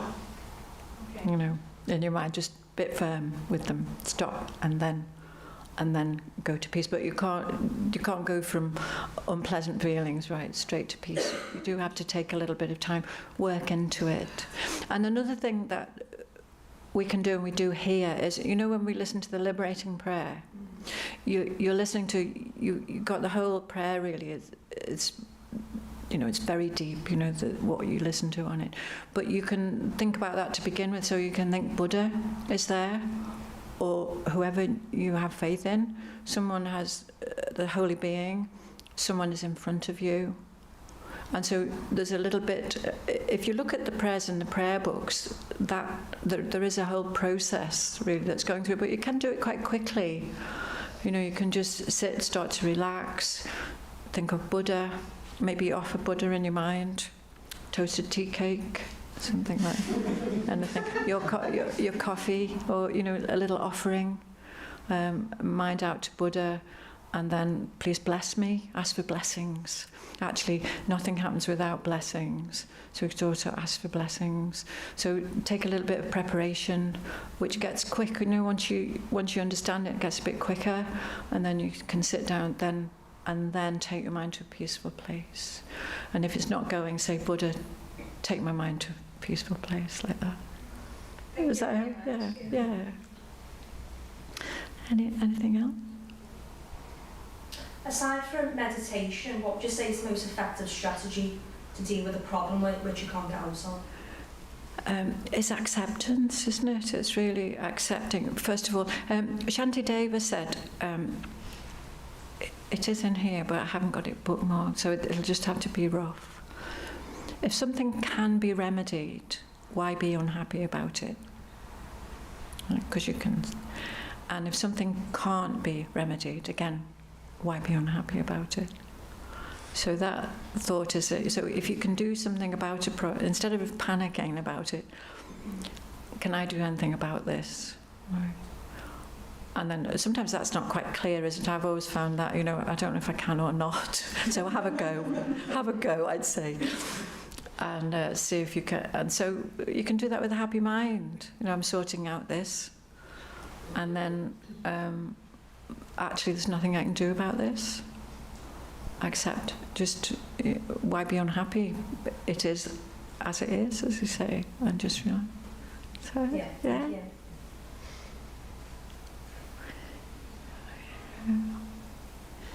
They're great questions anyway. Are you all happy? Okay, well, just on, I've got a little bit more time, so I just wanted to go back to that idea, and thanks for raising that about patient acceptance as well, because that is the thing to do. When we're anxious or stressed, we panic about it, don't we? We've got unpleasant, we feel bad. Sometimes it's physical. It begins with the mind, but it affects the body too, doesn't it? You feel sick, feel pain, feel faint. Those kind of things are still coming from the mind. So it's still, so we have panic about it.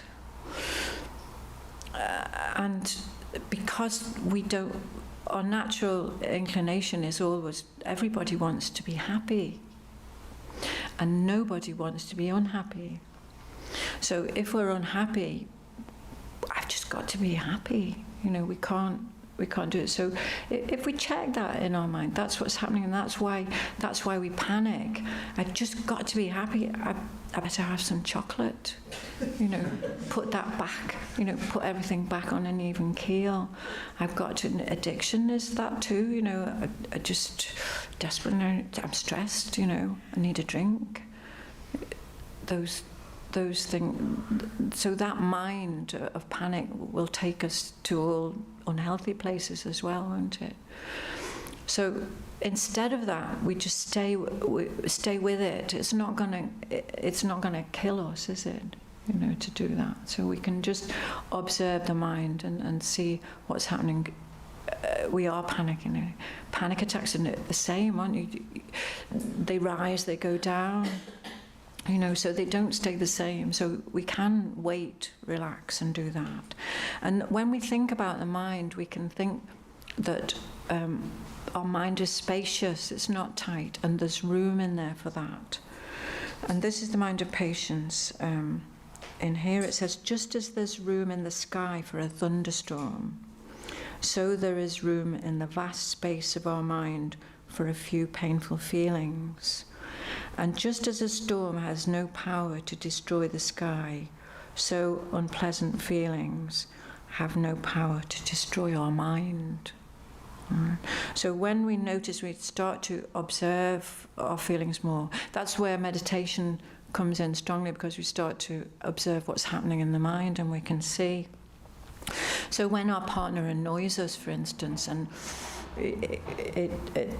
we bite back very quickly, or with some kind of retort or whatever, what we start to be able to do is say, I can see the anger's coming, and then just take a space, just a beat. It's not much, it's just a step back, just a step back. The person wouldn't even know, that you were doing it. You might stare at them a bit like that. That would put them off, wouldn't it? Yeah.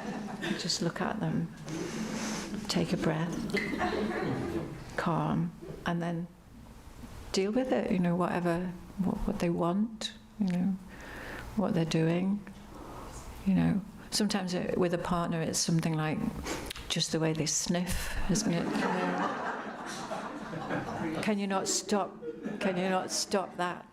So if you notice what's happening, because it's always like, you know, that fingers on the blackboard thing, isn't it? So you can just notice it for a moment and then pause. But then we can take in virtuous, positive minds, just think, I love them, you know. Oh, never mind. You know, what if they weren't, you know, what if they weren't there sniffing? I wouldn't have missed that. and you do miss, you know, anyone you lose, you miss even those annoying things, don't you, as well? So, you know, that just that pause in a moment, yeah. So when painful feelings arise in our mind, there's no need to panic. We can patiently accept them, experience them, and investigate their nature and where they've come from. When we do this, we will discover that painful feelings do not come to us from outside, but arise from within our own mind. And circumstances or other people have no power to make us feel bad. The most they can do is trigger the potentials for painful feelings that already exist within our own mind. Yeah. And so, you know, with a practice and a meditation practice, we can start to... So it doesn't mean to say that we're constantly going to be irritated by others and then have to stop and carry on. It sounds like really hard work, doesn't it? Eventually, they don't arise. You know, we have a mind of love. You know, we have this limitless love, limitless compassion, you know, limitless wisdom that we have in us. And the more that we're seeing our world through that, the more we're experiencing that. It doesn't happen, you know, where we don't get that, you know, irritation. You know, we will love others, you know, we will have a mind of love towards others. And it becomes instinctive, you know, effortless to do that. But, you know, at first we're practicing, and then later on it becomes effortless. So it doesn't like it's hard work. It's just a change of direction, isn't it? You know, we change. No, it takes a while, doesn't it, to change around, you know, a cruise ship, or it takes a long time to move around. But, you know, eventually, you know, it faces in the opposite direction. So I thought it would be nice to do a final meditation on patient acceptance. And you know, always bring your own circumstances into these meditations as well. You know, bring in, you know, things that you need to deal with, and, you know, your own, that makes it, actually that brings it alive, isn't it, as well? Okay, so let's settle down for our final meditation. So we're nearly at the end of the morning, but so just staying where we are now, not thinking ahead, and just settle into your meditation space.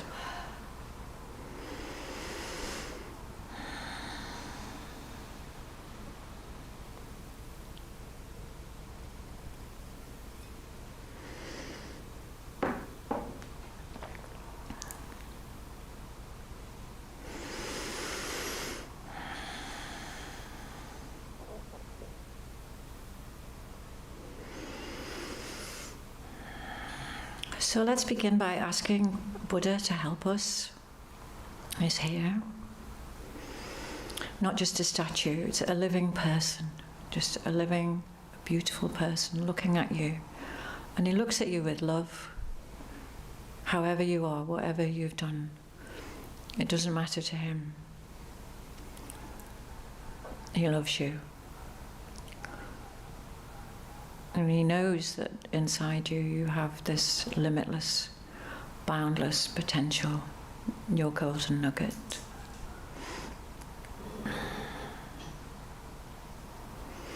And you can bring all problems. Think about things that you're having difficulty with at the moment.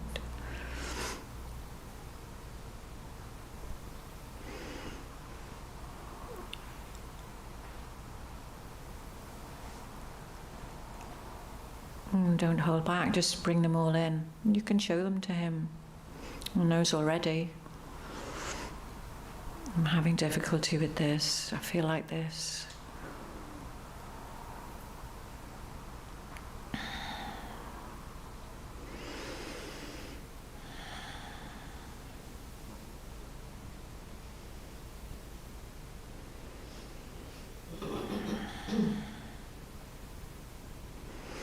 And then imagine that from the crown of your head right down to the soles of your feet, there's a beautiful white light.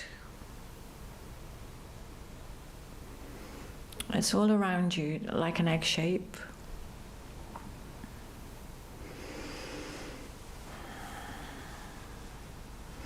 Very fresh, pure, clear. So even if you're not imagining it, just being aware that it's there.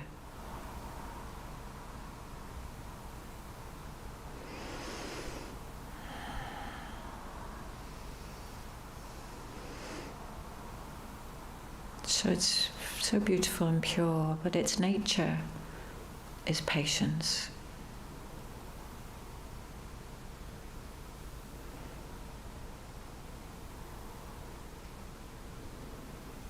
So it's a mind that accepts fully and happily whatever occurs without wishing things to be different than what they are.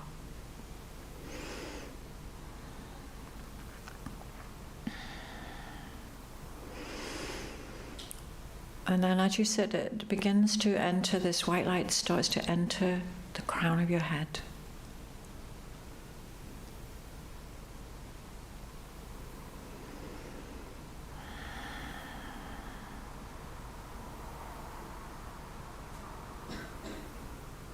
The white light just pours in and starts to fill every part of your body.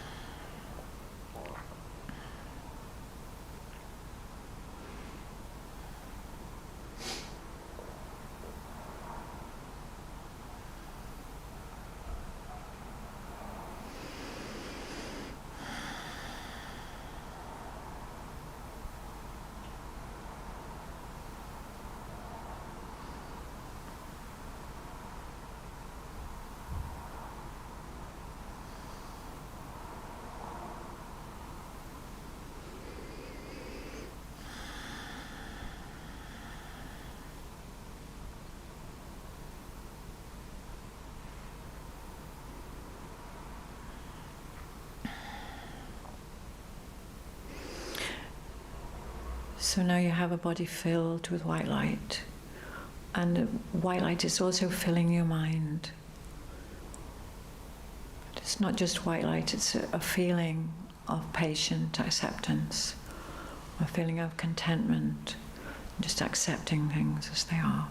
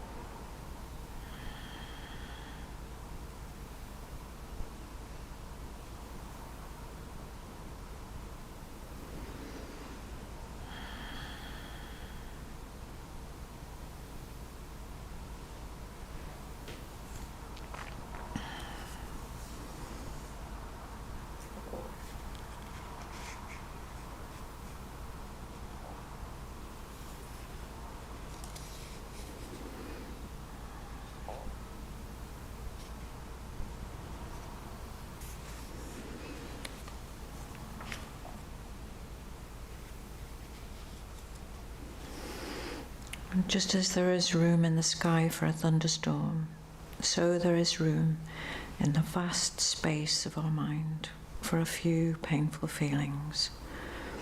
And just as a storm has no power to destroy the sky, so unpleasant feelings have no power to destroy our mind.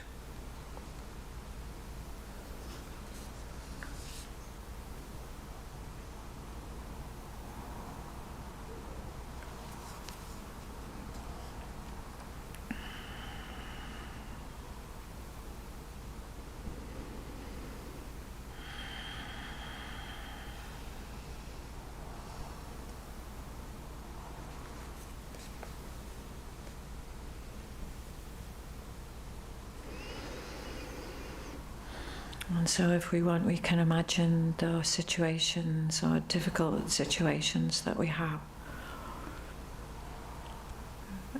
Imagine them with this mind of patience. Imagine that we could simply accept and welcome wholeheartedly whatever occurs.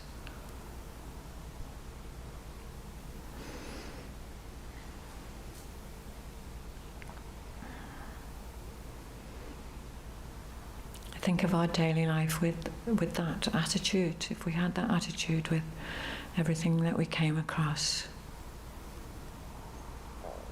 welcoming whatever happens with a peaceful mind.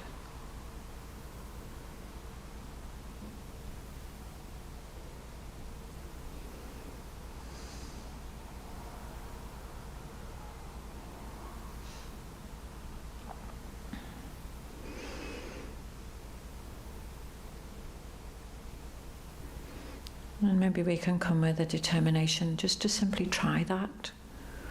Try it. Don't worry if it doesn't work. Just try again. With a strong faith that it will work if we do it again and again.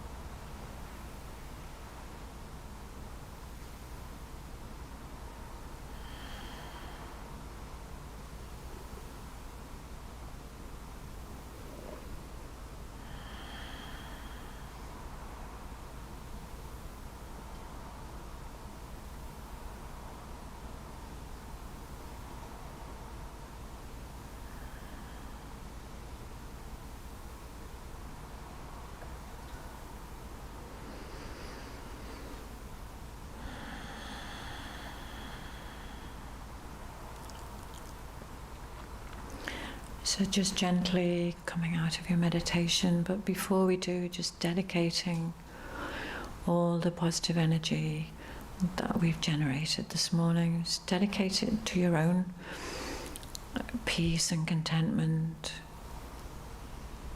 to your own happiness, and to that of the happiness of others. Just let your mind rise up when you're ready. Thank you.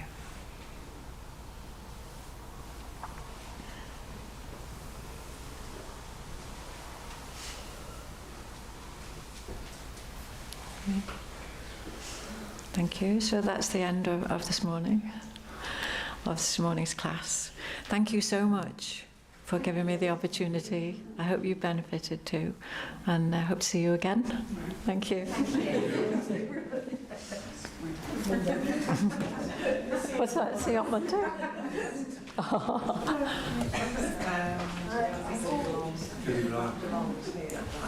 Hi everyone, before you leave, if I can tell you about a few things that are happening.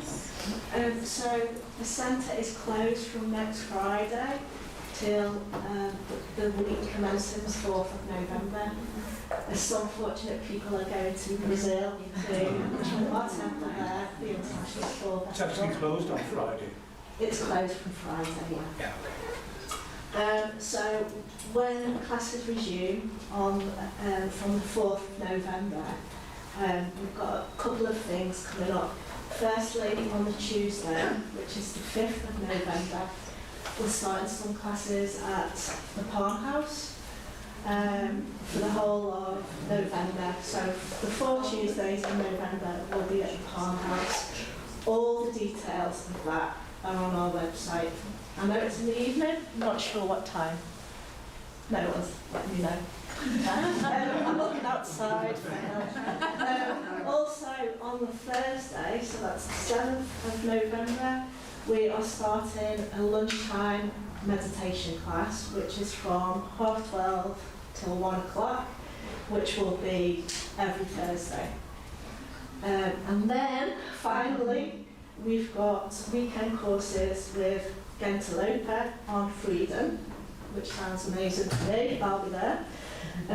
Starting on November the 9th with Buddhist ethics, November the 16th with concentration, and November the 23rd about emptiness.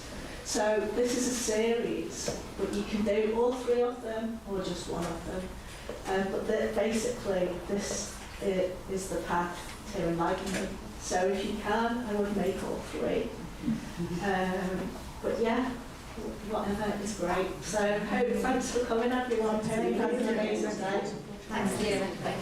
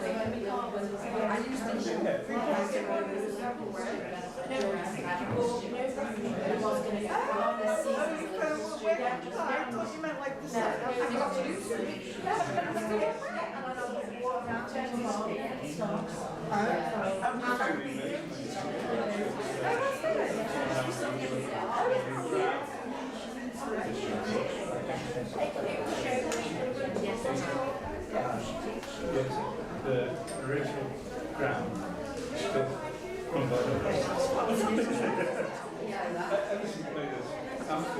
yeah. Yeah, that's what they started. They were the only team in Liverpool.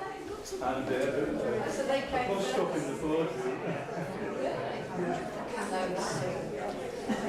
Education was So you see, it's like a laptop. No, I haven't been for a while, to be honest with you.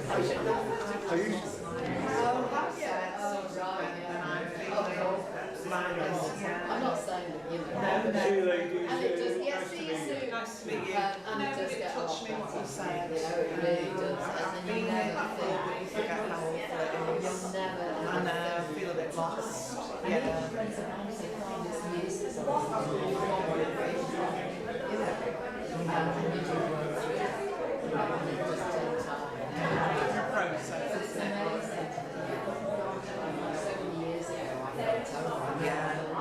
So it does, and it is time, and the support of others. Yeah. When was it? July. Oh, But this she was was ill before that, Exactly. so I sort of Well, I watched my son die, and when you talk about it, so every day. Yeah. We were buddies. yeah, exactly, and it's horrible. Yeah, and also she Yeah. sort of ended the line on school. You know, it's all Yeah. and then the family homes. It Yeah. feels a bit Yeah, I know. like that, but this massively. Yeah. In fact, that image there of, Yeah, you know, acute and painful feelings. yeah, Part of my stress is worrying that I can't cope with it yeah. and that I'm going to have some sort of breakdown. But I never have. No. But I think so that went deep. And I've read that before about Yeah. painful feelings, you Yeah. know, can be managed within the mind. Yeah. It really, it meant something. This, Yeah. You know, when you sometimes get it, you read it, and you think, okay, Yeah. got it. Yeah, So- no, and they do pass, you know, I mean, I was on sleeping tablets, you know, mine was horrendous, because anyway. And I'm off the tablets, and, Yeah. you know, this helps a lot, and I exercise. And Yeah, I'm having a break and I'm doing things. Yeah, and that no, I and also enjoy. tell yourself this is part of my group. You know, because it was friends of mine said, just, you know, as long as you're eating something, don't worry about eating much. Or if you're watching, I mean, I'm watching just like watching, so that's all I want. Lasted this summer while. Anything, Yeah, you know. yeah. I'm feeling very sensitive that the least things, Yeah. you know, partners. Yeah. You know what I mean? I know. Yeah. Yeah, so it's And it's just grief, a process. It's grief, isn't Yeah. it? And grief is a process. Yeah. But you when you're in it, Yeah. it's for me that sort of. Yeah. Just to let you know, the cafe's open if anyone wants to stay. Okay, thanks, Lisa. But yeah, so do you live On skirt. Come on in on skirt. Oh, but normally I don't feel I've seen you, but normally on a Saturday, I used to stay overnight with my daughter at my mum's on Friday, and then I'd be getting a shower Saturday morning and looking after Right. it. So that was my Saturday, so Yeah. a bit more time now. Ah. So hence I'm Yeah. venturing out, but I do go to the classes in Southport. I used to go to Ormskirk, To Tony's. to Tony, Yeah. but he moved days. No, it's all right. So And this is my big. I go to Sedona now. Yeah. Is it where's Sedona? Tony's really good. He's in Southport, Sedona. Pictures that are being too high, being polite. It goes pictures, and it took me ages. Then I finally got into it and I liked it, and there was sort of three of us that went. But there were only three of us. Because I can't get it. And a friend of mine in Parvo said we went there, we couldn't hear it. No, And we because asked there's him that to thing speak going on in the up, background, and he doesn't. I don't really get it. He's Preston, and I know. so I stuck with it. And in the end, as I say, I thought, wow, he's dead knowledgeable, and I kind of got it a bit more. Yeah. It took me ages, Yeah. but persisted, and I didn't get some. But then he moved his days, and we all said, we can't do that those days. Yeah. Moved it, so I was I know. like, is he Saturday morning?